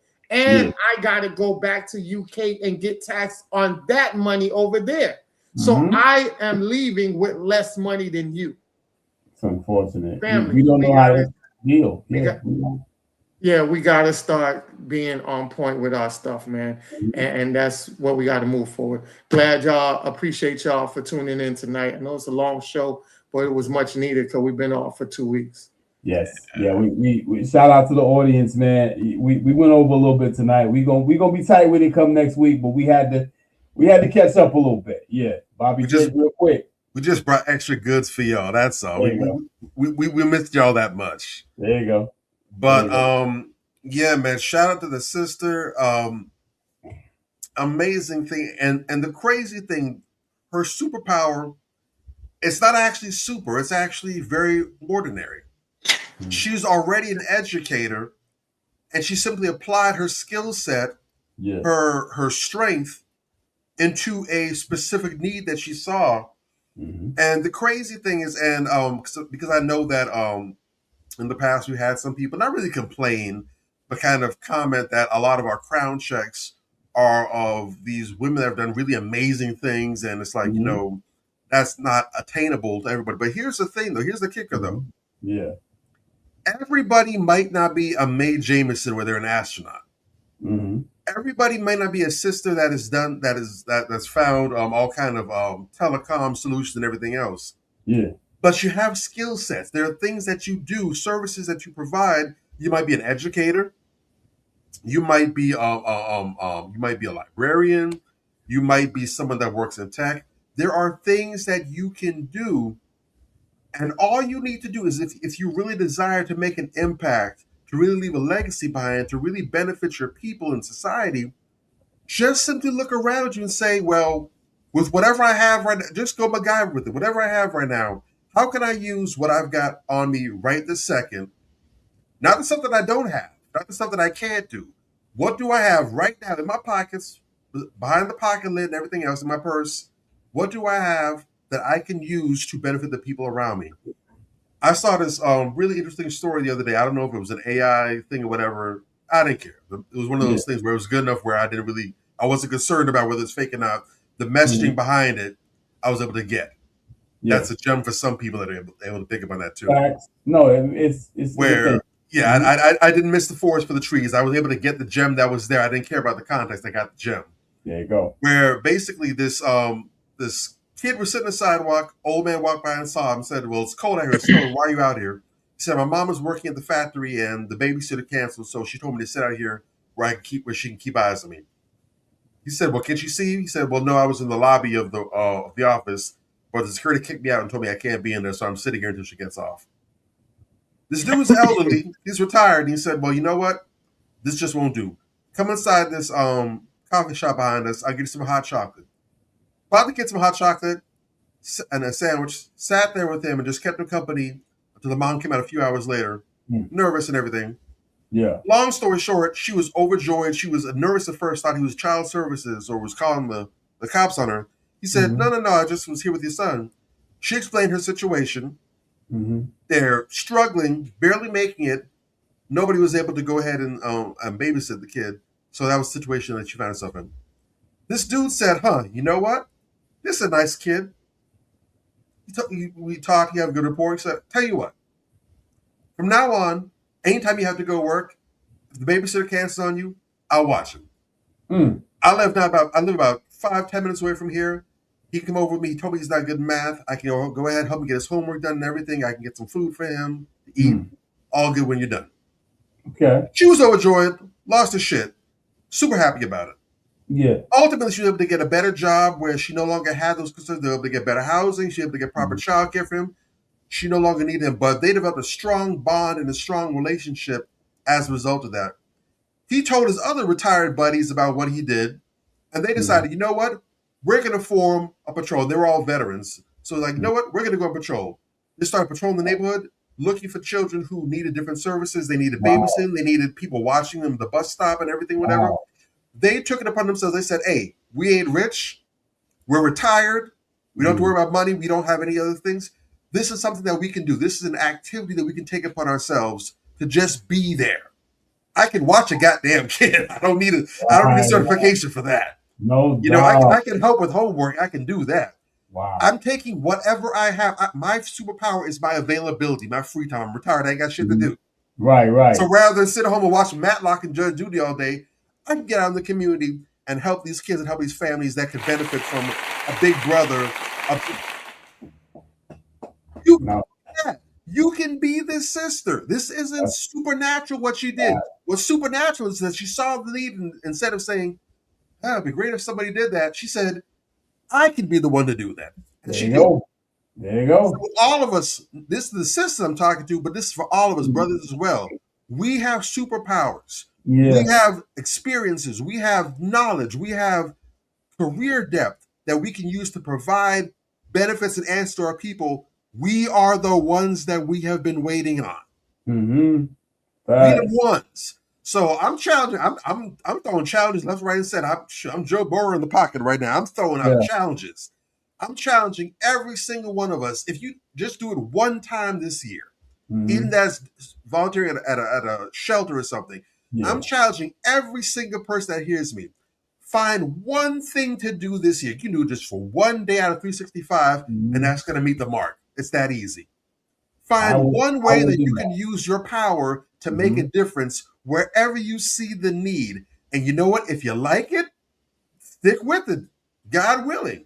Find multiple ways. But one day out of 365, that ain't going to kill nobody. You got a Sunday, you got a Saturday, you got a day off, you got a vacation, but you got something. Find one day where you can make a difference around you and make that your superpower. We might not know about it, but you will have your own personal crown check, men and women alike. Get out there in the field. We want to thank everybody for joining us this first show of the new year. It's surreal. We're glad to be here. It's a blessing. And we're glad that you could join us. It's a blessing as well. Fellas, this false accusation nonsense. We got to do something about it, and it's not going to get done on its own. It's going to be up to us to become harder targets. We got to make sure that we're moving with integrity out here. We're moving with wisdom out here, and we're moving with discipline. Those three things, it's not foolproof, but those three things are going to be our insurance policy, and they're going to be our best insulation from the madness out here. Because the new Darwinian environment we find ourselves in, it's not hunting and gathering and trying to dodge dinosaurs or dodge wild lions. That's not where the survival encounters are now. The survival encounters are now civilized. It's in the legal system. It's in our interpersonal relationships. We need to make sure that we have updated our software, that we're watching our surroundings, we got situational awareness, and we are not falling into some of these traps that are very easy to avoid if we're thinking with the right head. And sisters, the solid ones out there, when we get on the sisters, we know we get a lot of pushback. We're not all like this. We understand that, and we see you all. Our challenge to you is to do what we can effectively do in your personal circles, in your environment. Challenge the BS that your corrupt sisters are on. There you go. Fight back Make your voices heard and let it be known that there is not a unanimous blue wall of silence, so to speak, behind this. Let it be known that there's some solid sisters ready to stand in the paint for what is right. The sooner we can have this happen, the better we can get on the same page and we can begin mending the holes created by this gender war. Thanks. I got this brother on my right shoulder. This is my good brother, Major Gage. I got Ace Boone Coon, Anthony Malcolm right here, and I am Bobby Drake. And for 2026 and beyond, we are Manversations 2020. God bless. All right. Manversations. Man up. Manversations. Man up. Manversations. Man up. Manversations. A place where we inform, build, and inspire. Manversations. Man up. Manversations. Man up. Manversations. Man up. A place where we inform. Manversations. A place where we inform, build, and inspire. You gotta eat what you kill. You gotta go out there, you gotta hunt for your meals. We all have that ability to connect with people, to be that motivational person in somebody's life. You gotta let people know there's certain lines you don't cross and that there's gonna be consequences if you do. Man up. If you are an adult and you are in a relationship, that person's emotions are not your responsibility. Man up. Manversations. Man up. Manversations. Man up. Manversations. A place where we inform, build, and inspire. The devil, during slavery, destroyed the masculinity or manhood of the so-called Negro. No man. No man. Right now you got to be trained all over again to be a man. When someone is obligated to do something, it is binding upon them to do it. And failure to do it causes reaction. Man up. Position make you rich. I don't have that type of richness. My richness is life forever. If that people knew that glorious path, if that people knew that glorious path, if that people knew that glorious path, then they would be more inclined to respect themselves. I'm not saying I'm going to rule the world or I'm going to change the world, but I guarantee that I will spark the brain that will change the world. And that's our job, is to spark somebody else watching us. A place where we inform, build, and inspire. Manversations. Man up. Manversations. Man up. Manversations. Man up. A place where we inform. Manversations. A place where we inform, build, and inspire. You want to tell me about yourself? Go get your friends. I'll tell you who you are based on who your friends are. Don't just live and die. That's an ugly existence. Make your life matter, make your life count. Live a life where people can actually mourn you for the things you left behind, not just because you were around and existed. We need strong black nuclear family. Yes. Yes. That's what it is. Mother, father, son, daughter, all in the same house with a focus on the family unit as a whole. We had Tulsa, Atlanta, New Jersey, Detroit. We had Rosewood. We had Black Wall Streets all over. The Republicans aren't for us, but the Democrats aren't for us either. And we should have no alliance to any political party. We only have alliance to what is in our own best interest. A place where we inform, build, and inspire. Manversations. Man up. Manversations. Man up. Manversations. Man up. A place where we inform. Manversations. A place where we inform, build, and inspire. At the end of the day, as men in the community, we must stand together and be counted because people look to us for guidance, leadership, and protection. And if we are not about that business, we are not on our job. Here we have grown-ass man conversations in the spirit of that purpose. Anthony Malcolm, Bobby Drake, Major Gage, we are This is Manifestations 2020. Manifestations. Man up. Manifestations. A place where we inform, build, and inspire.